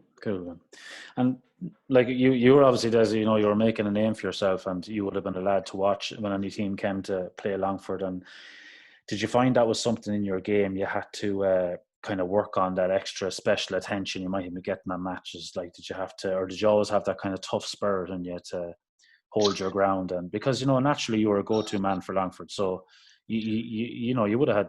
There's no point saying otherwise. You would have had certain clientele coming in to try and curtail you the best way they could. But I think all good forwards have that, Sean. I'm sure you have it yourself. Oh, yeah, of course. But we all deal with it in different ways too. We all deal the right way. I mean, yeah. For the majority of times, you're always focused on your own games. I would imagine that I presume there's a lot more emphasis on the opposition. Try getting the balance right in regards to who's playing, what way to play. That's at the moment. I mean, rightly so. But another time, we really was focused on ourselves. Of course, we knew that was coming in, but we were concentrating, as most people would be, trying to get good ball into the advantage of your foot. That sort of way. Yeah, of course. Giving them that extra bit of space. And I always said, as I said already, in championship football, it's quick hands and it's good hands. So making space, you might only get a yard, or you might maybe get 2. So it's important that your hands are good, that you don't drop the ball. Once you drop it, that hard work has sort of gone down the way. So your touch is everything. It was touches there, and you were always thinking about your own game. You're always thinking about getting yourself in the right. You're always thinking it was important to move. There was lots of the simplest things. I remember there was a few times, particularly with club, where you'd be tightly marked inside and you wouldn't get the volleyball, and we would just move out. I would be out centre half forward. The centre forward would come in just for that 5-10 minutes. Try and get your hands on the ball. Yeah, very important. Simple sort of tactic, simple understanding. I know. Yeah. It's as I said, it's stuff that was thought about. It wouldn't be in the big frame mind of tactics we said these days, but it was tactics really. It was. It's probably a conversation you had with the centre forward at that time. Look at you were working, but the selectors will say we're always aware that maybe we're not getting enough ball isn't coming in, or maybe he'd be marked tight. And there's lots of good backs. I've played lots of good great backs, and they give you very little space. So that sort of simple movement of moving people around just takes a little bit of emphasis on yourself to get your hands on the ball in a closer space where you want people to get maybe a fist pass to get your hands on the ball. And it can work for you, and it can also sort of maybe take the focus a little bit away from the fullback that's been marking you. You have a different type of player in there, so all of a sudden his mindset has changed again. So it's them sort of little things that would have helped me, say, as a player playing inside in regards to trying to get space or trying to get yourself into the game. Yeah, it's great. Like, I actually, I'm fortunate enough actually, because even though I would have been very young at the time, I still have childhood memories of you playing. My father would bring me to the matches.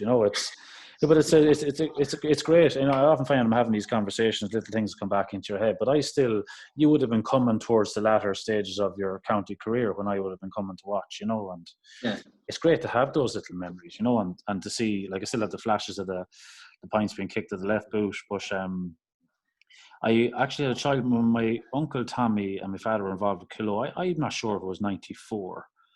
Kilo played Slashers. Do you remember a real wet, thundery evening? Do you remember this? And you'd be waiting, Sean. The Slashers win. Slashers won, yeah, unfortunately. I remember as a young lad in the dressing room afterwards, and the boys were talking about the league games afterwards. But I remember you using you lost your contact lens in this match. Yeah. You remember that game? It wouldn't be the first time, Sean. And it wasn't the tactic, was it? No, I'm only joking. Of course, yeah. I was just saying, as a child back then, those little memories stick with me. And I remember the game being held up for a couple of minutes. And I think everyone was looking for your contact at that stage. I don't know whether it was it's gas to think back on those moments, but I'm not sure whether you found it. You got to replace them at that stage, but it's just funny little things that stick in your mind as a young lad, you know, like, and how exposed I was to this at that age, you know. And then, you know, I suppose that when you were coming to that point in your county career of, like, you know, you had young players coming in, like you're the setup you come into as a county player and played with, and, you know, you experienced good days in the 80s, but you also had tough years in the 90s where Longford would have went, you know, had a long spell there without any real success. And what kept you going as a player during that time? I think success. I think at club level kept me going. Okay. I think that was the key. I couldn't really make, you know, but I think it was just that belief. You know, when you've been through that, I suppose, of course, like I remember, but we won a couple of matches in the 80s, of course we did, but. And good performances and lose the next match didn't do it any, you know, it didn't progress you, you know what I mean? Like, it was still a bad defeat to lose to Offaly. And the year afterwards, we lost to Wexford in the park. A really bad day as well, as described. A game, the usual game of two halves, winning everything else. And we lost, and that was the same team. And that was the beginning of the end for that team. That was more or less, you know, we had to start rebuilding again, sort of thing, you know, that sort of way. So there was lots of defeats. I remember, you know, once we played, I just said in the 90s, we played against Laois up in Laois. Oh my God, they hammered us off the park. Jesus. In the first round of the championship, like, I mean, oh God, but it was so bad. We all suffered, but it was so bad, you got over very quickly. You know, it's, you know, well, you have no choice. You know, but, you know, I don't know, we all did everything different. You know, if you lost the championship final, or if you lost the first round with Longford, you got hammered, or you lost the Leinster final with Longford. My always hope was we get over the Wednesday of the paper, and by the weekend there's something else to take, and then by the following week it'd be all gone. You'd be wiped out of the memory system for everybody, sort of thing, so you could progress. You know, that sort of way. So, you know, like, I mean, there's lots of good things, like, I mean, that keeps you going. We say, for instance, we just go back to the years. Like, we had in the league, we went, like Longford teams, we went from Division 4, 3 to, say, Division 2 for a couple of years. And we had lots of really good victories, but one of the best victories for us as players, obviously, but as Longford, we bet Dublin in the second round of the league up in Croke Park. And it was huge at the time. Like, I mean, you know, Dublin were good, obviously good side, but actually to go up there and actually beat them, you know, it was just one of those matches that would continue to keep you going, you know, in regards to your belief that you could play, you know, against these people, you know. Of course, yeah, of course. You know, but the 90s were a little bit more difficult at times in regards to, we didn't win matches, and even I think there was a year at least, or maybe two, where there was a preliminary round where you'd be playing against people off your own sort of level, and we still couldn't get out of it. You know what I mean? That sort of way. So that was usually disappointing as well. But as I said, club always kept the thing going. You know, like, I mean, you say we had the 3 in a row. We won in '94 as well, which was fantastic, and we got to the final in '97. We lost '97, but then things in regards to kept yourself focused, kept yourself working hard, kept the belief in what you were doing and the football that you were playing. So that sort of thing would keep you going in the backdrop of the disappointment, say, of championship, particularly championship defeat. Yeah, I can relate to that. Yeah, and I suppose you would have had good young lads coming through then at that stage as well that were going to be future stars for Longford, you know, and that probably injected, you know, a bit of life into yourself as well, because you've been around so long, and that's the tough part of transition as well, because you do suffer defeats, you know, tough defeats. Yeah, but I just said there was people coming along the exact same way when I came along. Yeah. There was, like, I was lucky enough to play with Niall Sheridan, Podgy Davis. Yeah. Were you conscious to look out for these guys when they come in?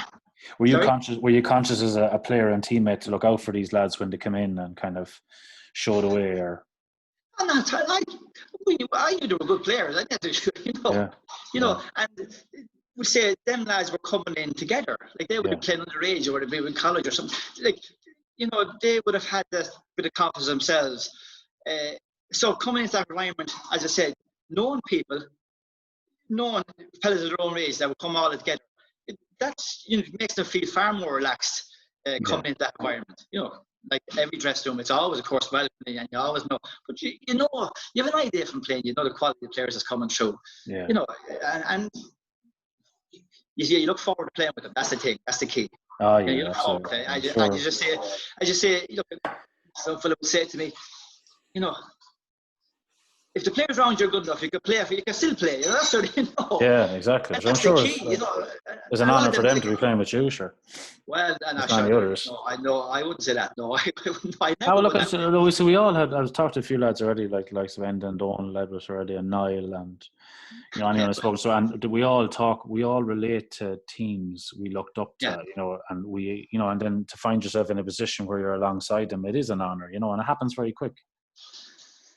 Yeah, but you know, but you, as a group of players, you know, but I wouldn't. I regard them just as teammates, and I was, as I say, I was glad to see these fellas coming in. I know, it was yeah. progressing the thing as well. Like, I mean, you know, you could talk so much about these great players, you know, and they all play at the highest level, and you know, you know, I'm talking to you now, but sure, you're one of the best inside forwards when you were playing. I mean, your ability to scoring and free taking, and I can only imagine the amount of work I did to get that set was unbelievable. But you had players in the same attitude like yourself, so, you know, and you hit, as I said, I've named a few there, like, and you could, course, yeah. There's lots more that you could name, you know, and we talk about the great players, and every player has something. A great player is just something that maybe the most players don't have. You know, for instance, like, as I said, Speedy would had that unbelievable skill and dummy and confidence to do it, you know, that sort of way. Yeah. You know, for instance, and we know everybody talks about Paul, and of course he's a brilliant player, and he has been, and he's still playing. What was he brilliant? Because when he got the ball, we all stood up. You know, Yeah. we knew there was, like, you were playing, so you were stepping in one side and into space, and seeing what comes. But for the people who were watching, there was anticipation when he got the ball. Yeah. Because he knew he was going to start running with it. Whether he was coming onto the ball or whether he was got the ball standing, you knew he was going to go forward straight. You know, that's sort of, he just stopped people on their toes. You know, but that doesn't take away from Hodgie Davis, we say, for instance, who was winning the ball, who would turn left or right, kick the ball over the bar. You know what I mean? That's, you know, there's lots of really good quality players. You know, coming to say when I was, and I say that was the thing that sort of, you say, kept me going. You say present, you know, for so long as such. Yeah. You know what I mean? That's sort of definitely, you know, definitely, yeah, definitely you know, prolongs it for you, yeah. Yeah, of course it does, because you know that quality is there, and you always feel you can stick in there, you'll benefit by good people around you. You know, that's good players around you. Sort of, you know, you always. And then, look, it's a hard question to ask, I suppose, Dessie. When did you know that it was just time to step away from it? I didn't, Sean. There's no point. I know what you told me. I know. I would. If there's anything I want to do in my life now, obviously, I have in sporting perspective, is just play football. That's it. You know. Okay. So the signs were there. Of course, they were there. Yeah. Did I want to recognise them? Of course not. You know? Yeah, I know. You know, and as I said, I sort of retired in '97. So I did retire, and then Michael McCormick took over the team. And Michael asked me to come in and do a bit of work with the forwards and stuff. Okay. Which is fine. But I ended up, because of the players, and that we mentioned and more, I sort of played for another 2 years. Not sort of all the time, but enough to be part of the playing team, if you know what I mean. I was still very much focused on playing. Because of, I started off with a coach, but so I got sort of more involved in doing the stuff myself, and somebody else took over that sort of, and I sort of ended up sort of playing, you know, lots of matches, bits of matches, half matches. But that, because as we said, because of the quality that was sort of there, I was able to extend it for them sort of 2 years, up till we said '99, and that was when your time was up, and that was it then, sort of, you know. I know. It's like it's hard to. I know it's a hard point to describe. It's just it just happens, doesn't it? And yeah, I mean, time catches up. Yeah. Unfortunately, you know. And they say you can still see things, and you can still play a bit of football unless you have the legs to actually get to the position that you're looking at. You know, that's really where it sort of comes down to at the end of the day. It's just a matter of your physical fitness and the spring in your step will go a little bit, and that's when you know you're on sort of borrowed time as such. Yeah, especially when you're inside as well. Yeah.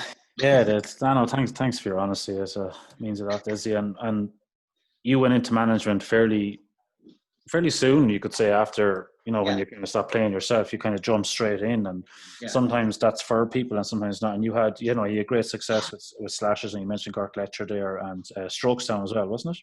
Yeah. Yeah.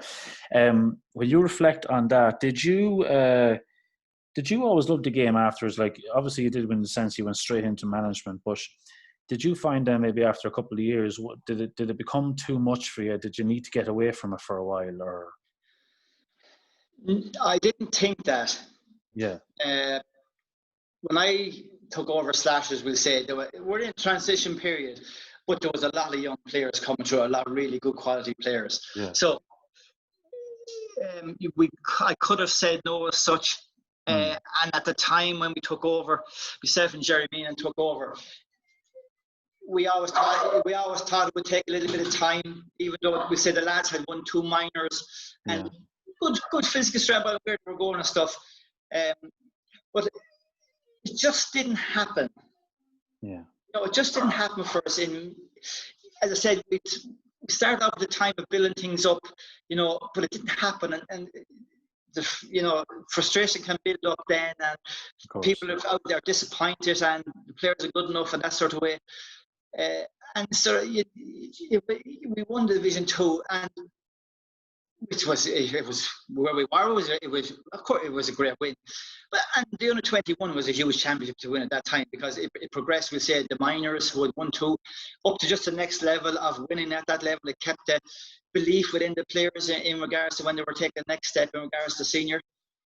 But we were just a little bit short at that time.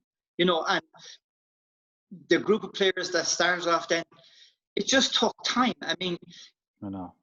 The players that I would have had, I'd say they're probably one of the strongest groups. Probably maybe one of them, as good a group of players, as successful players as most groups within the club. 3, maybe 4 championships. Losing a couple of finals. So it just took a little bit longer than time gave, in my opinion, because the quality was there, and like everything else, people evolve. You got players playing with the county at a higher level, and as you say, it was a huge benefit for any player coming back to the club. Then it raises the standard around you as well. Yeah. So there was a great group of players there, but it just took a little bit longer than we had expected to. Yeah, I know. Yeah, and it sort of got messy at the end there. So, it just happened, and it was gone. Then that was it. I know. And it was a huge disappointment.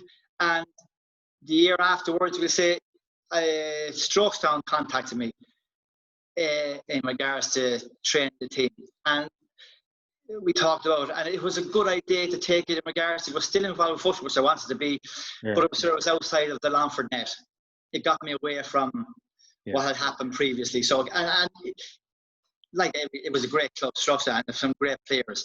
But like our own said, there was disappointment because we had won the league the first year, and it's very good. Like any league, it was a fantastic achievement. You end up the year, you play in the cup final, whatever it is, like the cup, and you win it, and it's great.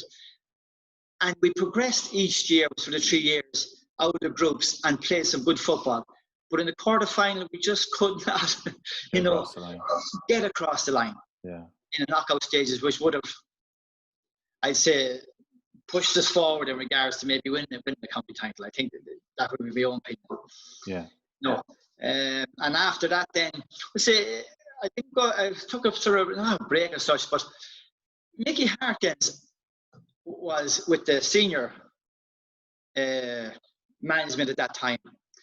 Well, whatever time that was. I don't. Was he there in your time, Sean? I don't think I was involved that year now, but I do recall. Yeah, I do recall. Mickey did, and he was charged, but he took a charge of the under 21s. Yeah, it could have been for 2 years. 9, would that have been right?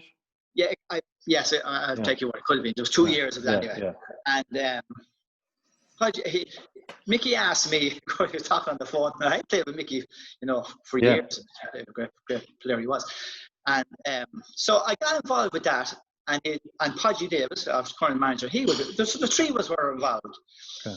I sort of took it on just in regards to what sort of, just an eye-opener in the next level, we say, of a county sort of setup as such. Yeah. You know what I mean? And it was a great experience. Like Mickey and Podgy, they were great managers. They still are great managers, still managing. And their detail is something that I wouldn't have been, it opened my eyes in regards to what level needed to be covered as a manager or as a management team in regards to preparation.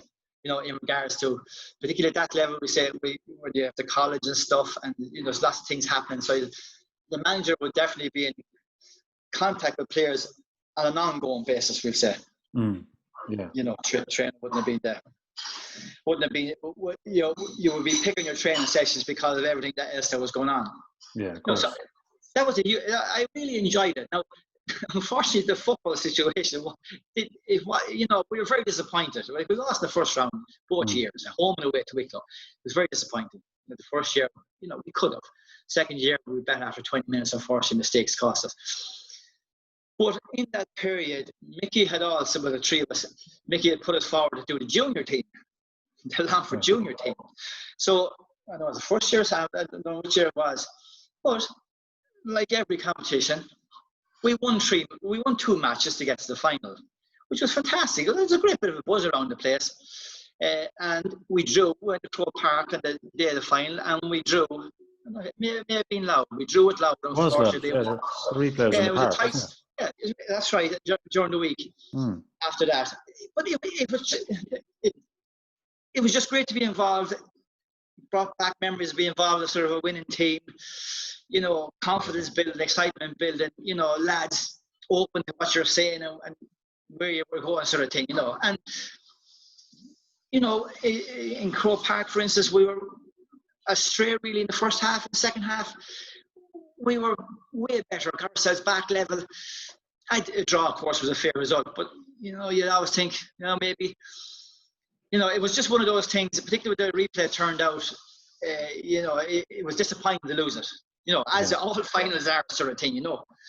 But it was a great adventure, and I always appreciate Mickey for, you know, for inviting, giving you an opportunity, asking me to come on, you know, that sort of way. Yeah. Another bit of a learning curve. Yeah. So after that, I don't know, I can't remember when I started with Gartetra, to be honest with you. I did 2 years with Gartetra. Yeah. Another great club. Tom Crow was the manager at the time, and Tom Moore was selector. And Tom rang me the usual. People do rang me, so would it be interested? Like, it sort of interested me because it was outside of the county, you know, really. Yeah. And there was talk about sort of Tom was doing the management, which is brilliant, because I certainly wouldn't have been the talkative person in regards to people. So it was great, and he asked me would I do the training and stuff. So.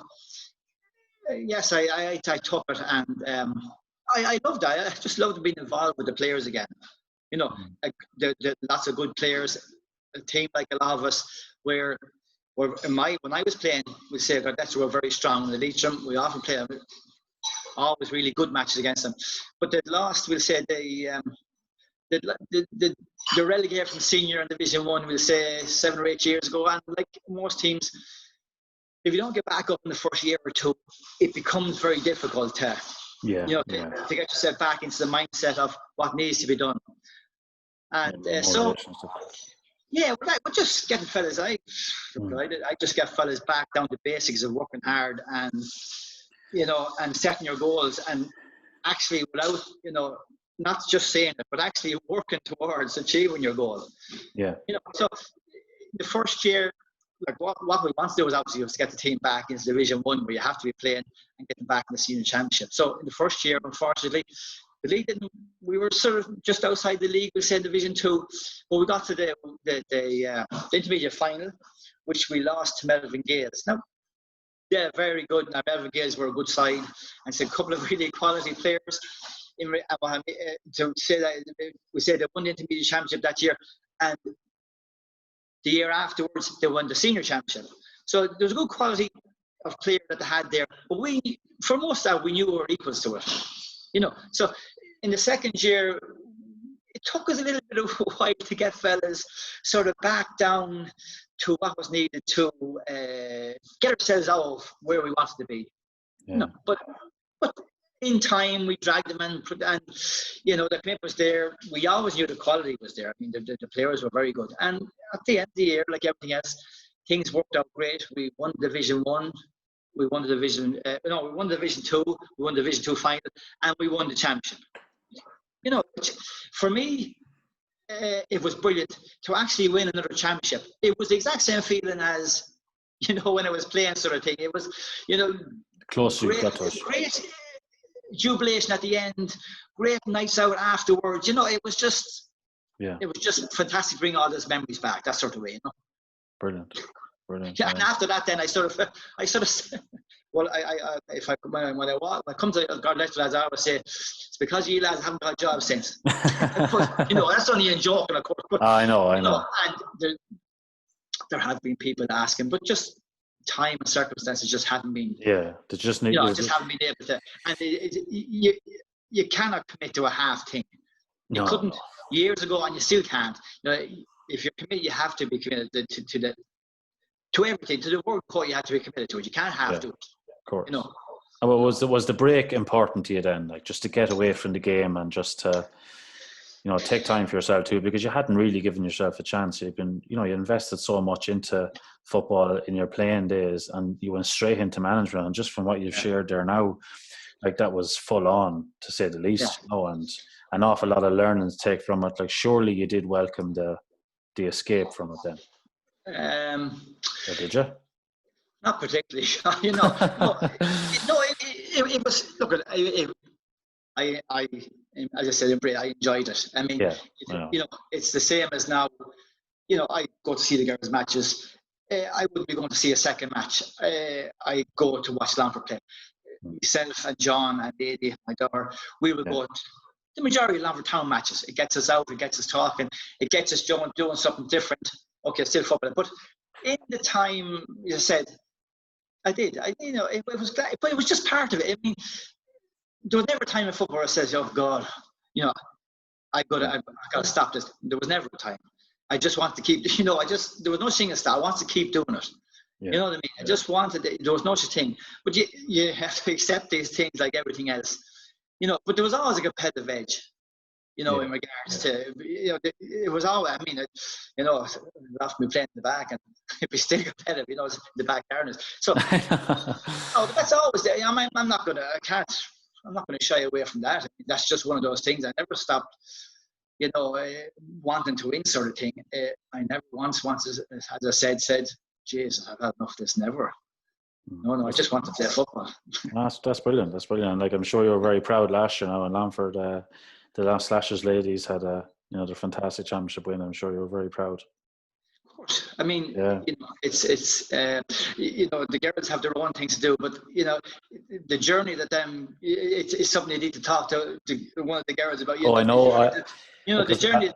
They were so young, but I remember those Slashers girls actually a couple of years back. There was a core of girls there that were really, that kind of got the thing up and running, and there's probably not as many of them involved now in that winning team last year, but they paved the way for the girls now at the moment. They've been coming a long time, And but the thing about those girls, as I said, it's basic stuff.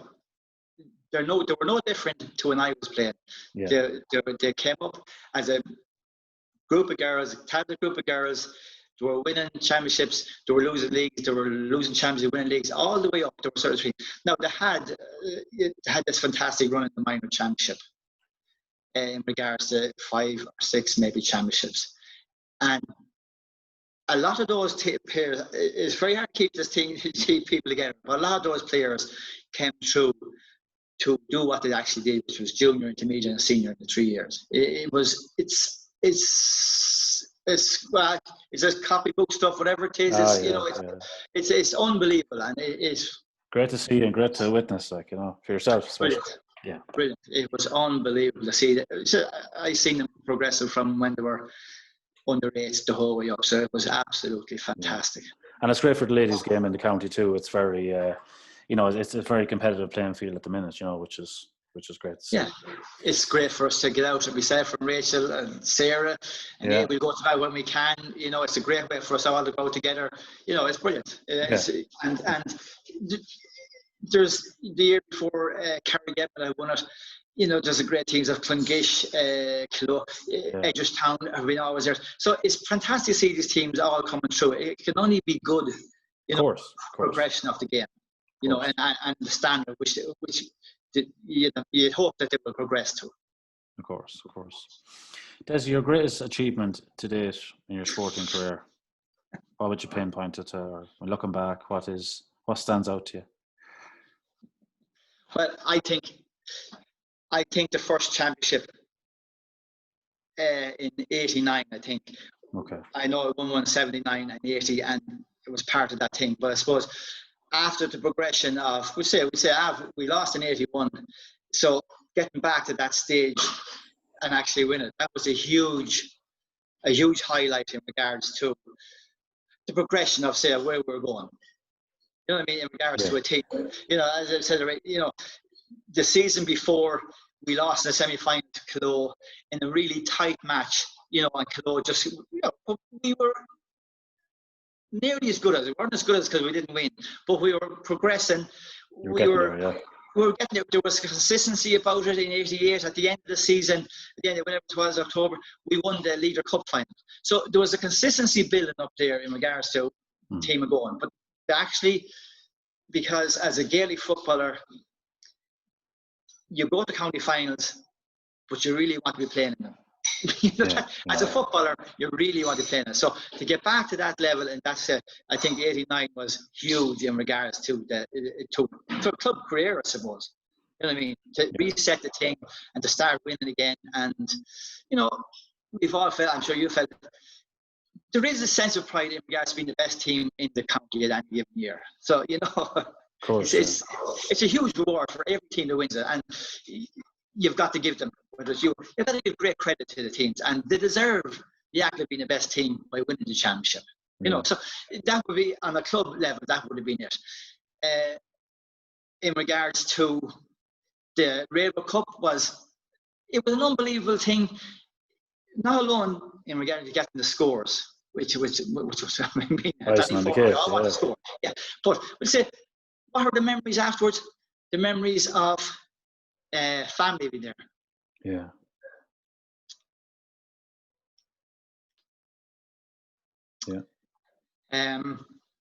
Longford people being there, being carried off the pitch afterwards. I know, brilliant memories. Like they're things that you shared. Like yourself and Speedy went back to Slashers afterwards, and the lads, we all had a drink and we had a chat for an hour, and that was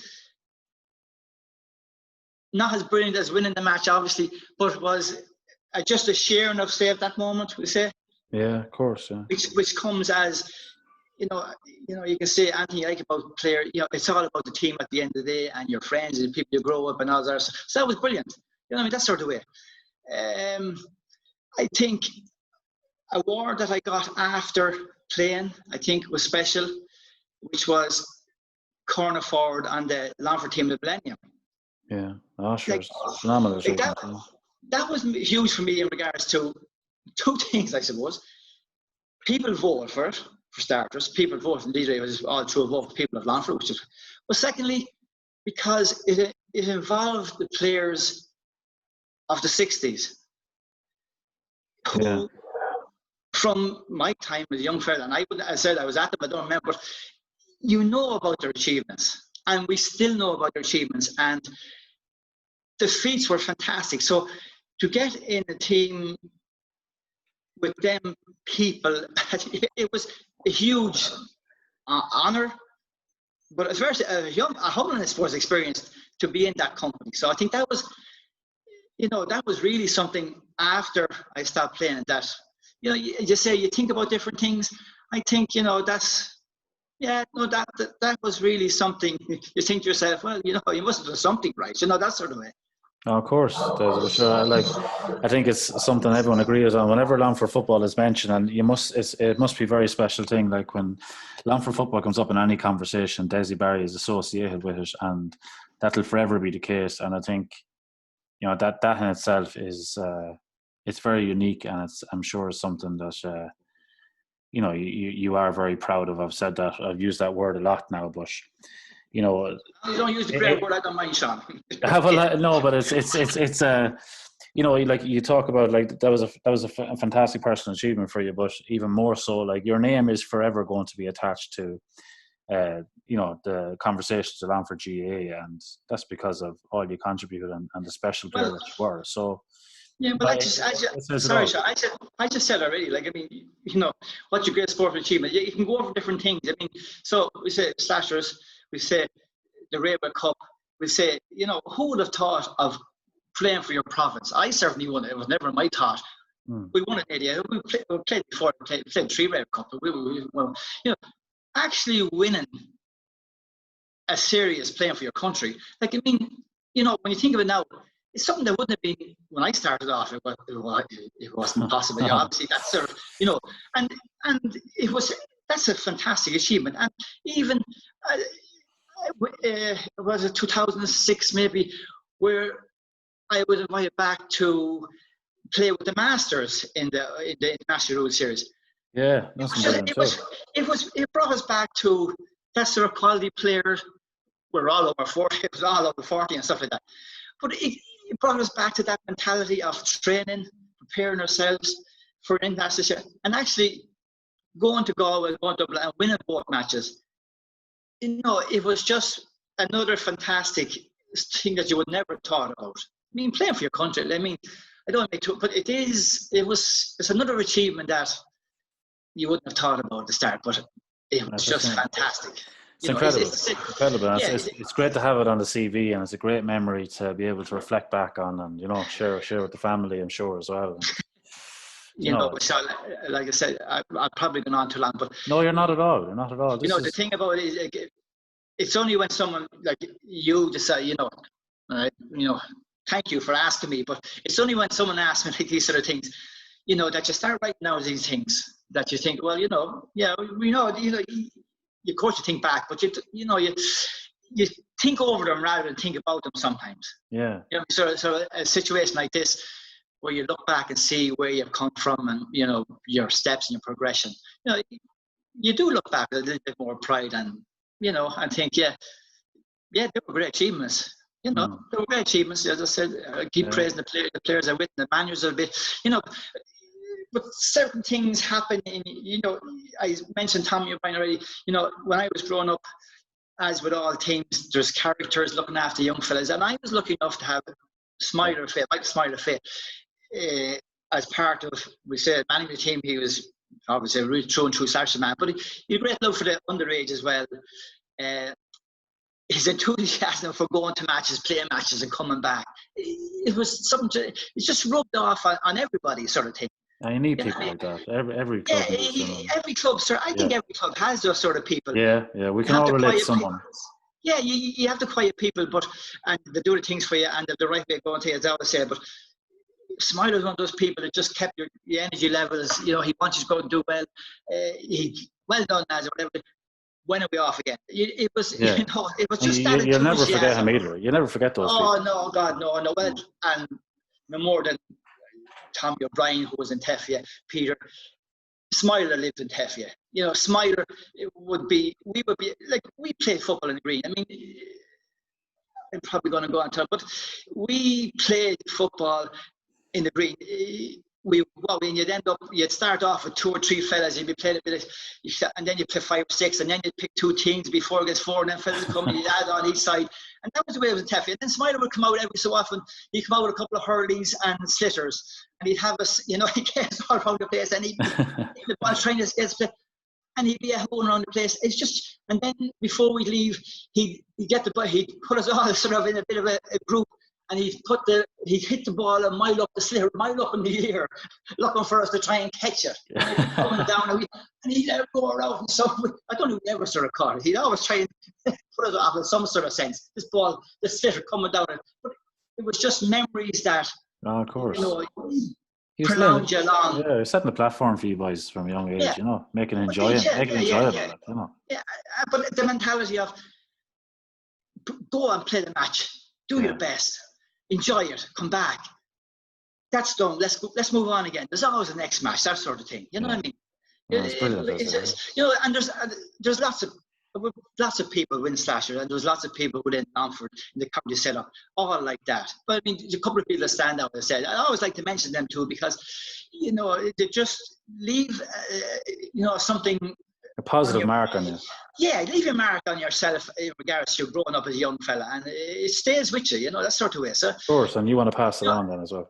Yeah, and well, but I mean, it's you know, but when I was started off, when I say we talked already, I'm probably wasting all your time, but I used to go back when we started off playing with Longford with the leagues, the National League. There was a break between November, December, and January. They started off in February. Now, at that time, there was no, you weren't given an exercise program or a gym program. You know, you'd come back, we say, 3 weeks beforehand again. So I used to always go and train with the town.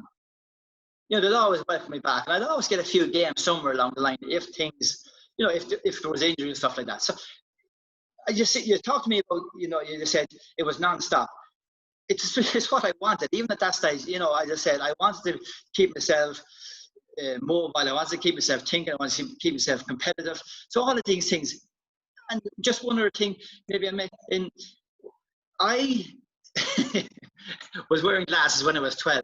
So, and my eyesight would be, I am short-sighted. So anything 10 yards away, 5 yards away, I wouldn't be able to see. So when I joined, after the first season in Longford Town, it was Lal Don and Laura Mercy. He took over the town team, and he was, as you say, there was an organisation of what he was doing. He wanted things done. But he pulled me aside one day. He says, look, I want you to be part of this squad. I want you to be good enough to do it. But we're going to I can't afford to have a blind fullback. We've got to do stuff. That's what he said. But he didn't say that. His next step was, I'm going to make an appointment for you for contact lenses. There's something you can wear without glasses.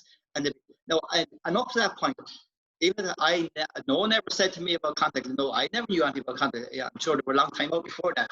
But it was just that taught in regards to, you know, and it wouldn't more than the GRL, there wouldn't be a whole lot much. So you got to rub the town club to finance this, to get, you know, to buy me the contact lenses, because obviously he wanted to be part of the team. But it was just that sort of a thought. That's a great story, yeah.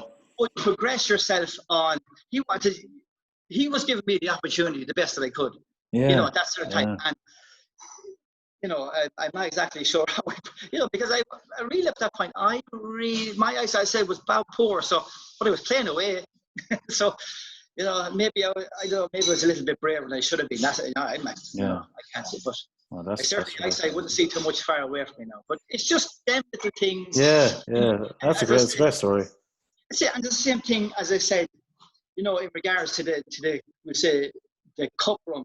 When I played the reason why I played in 87, 88 was we played Loud in the championship first round, and I injured my knee in the first round. We didn't win, obviously, but we didn't win.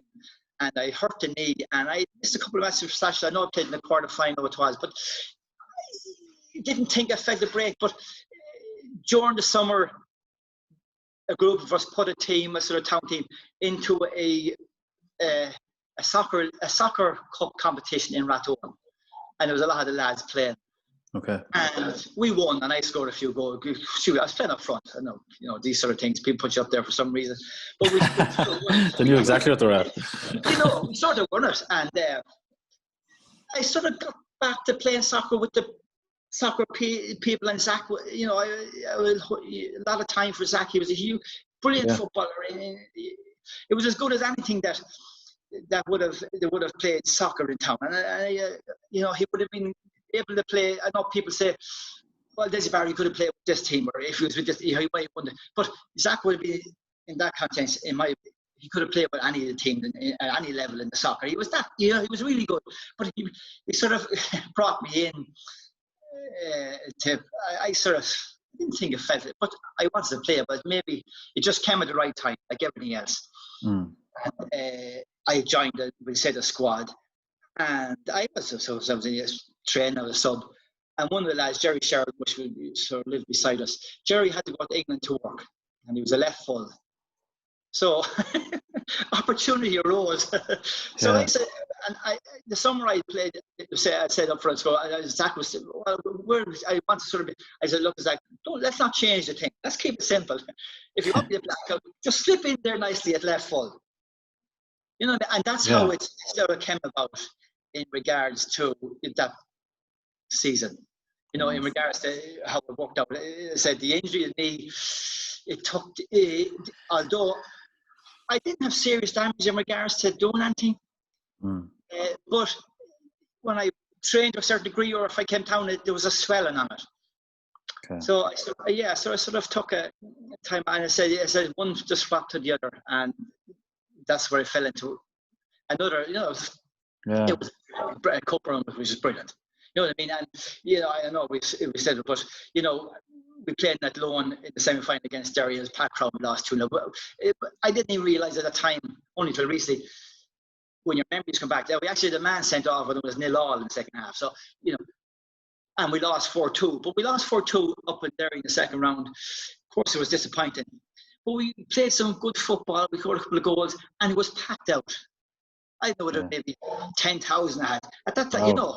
That was phenomenal, huge, and it's the same as I said.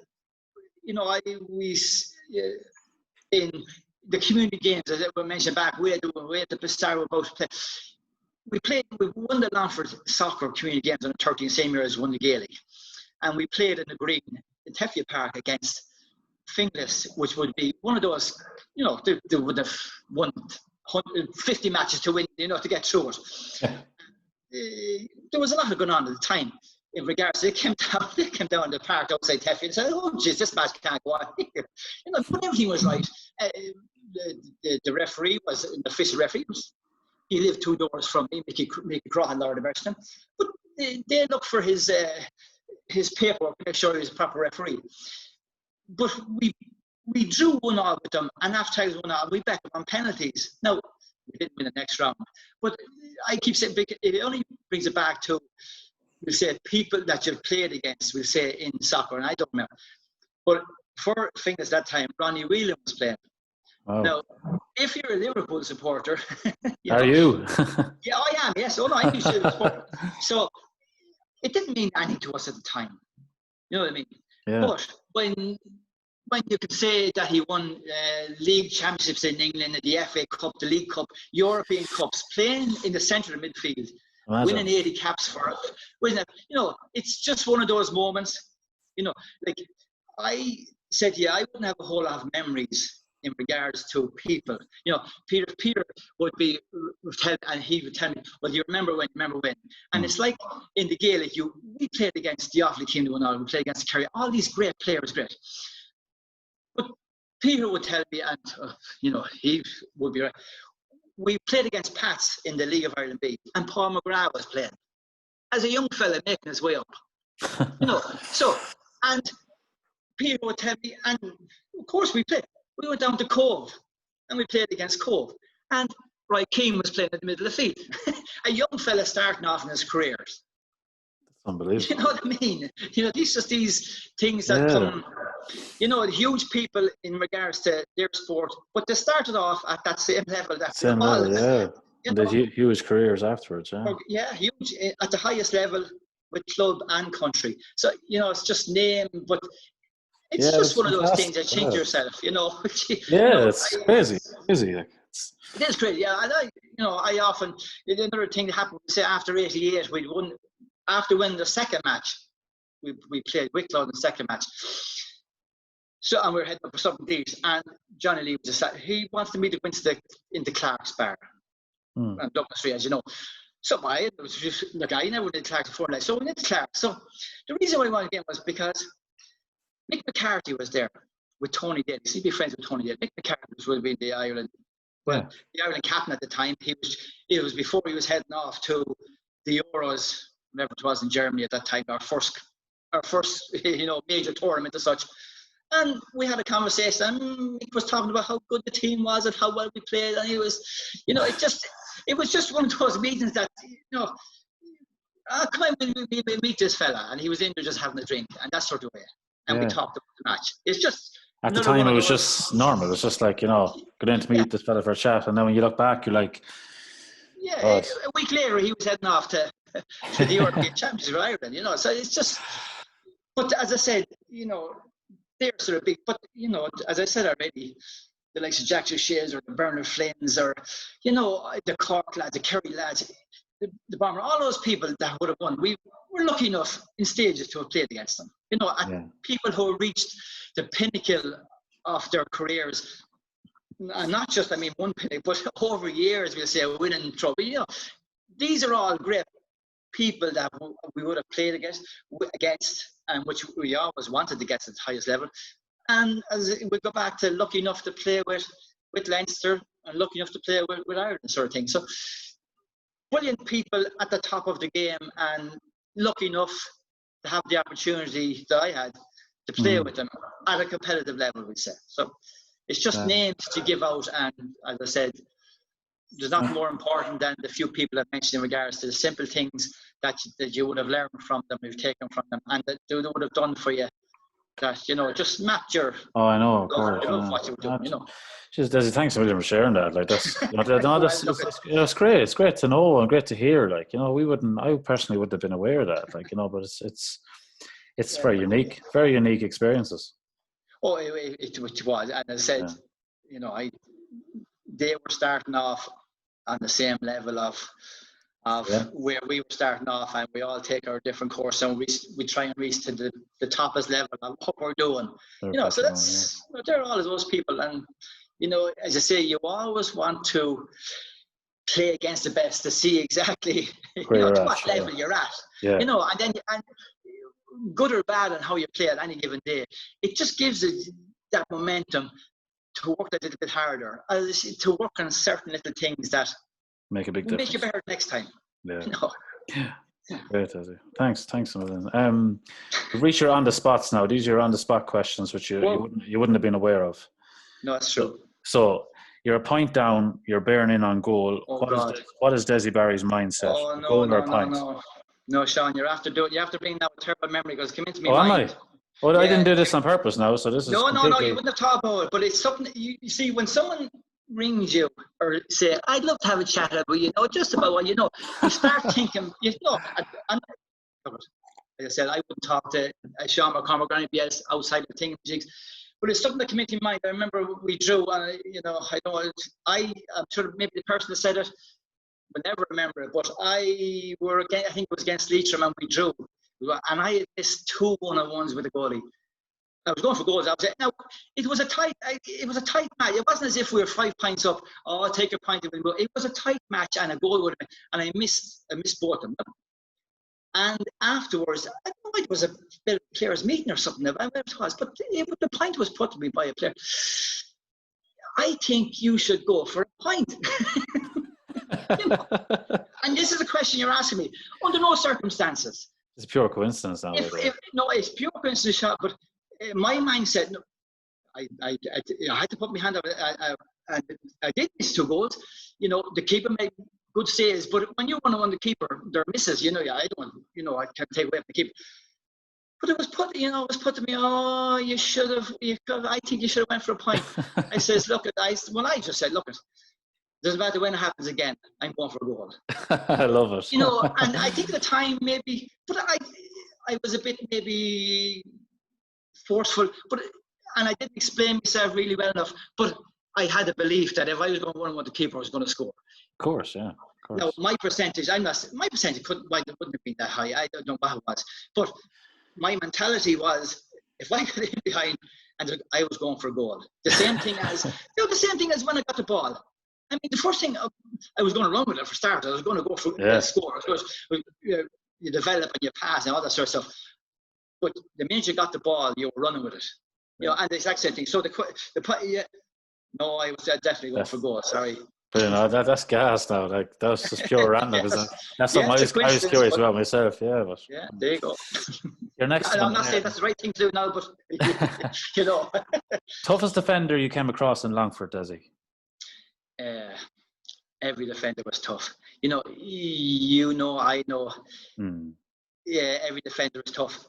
I know it's a tough question. But I'll mention a few. I'll just mention a few. For instance, a fella that I grew up with, I played county football with, John Tor. He's a club man of your own. Yeah. Unbelievable player. And there was people in different clubs had different people who said, well, he did something. If he was playing, that's right. I had no problem in regards to get that yard on John. But if you turned left or right, he was there.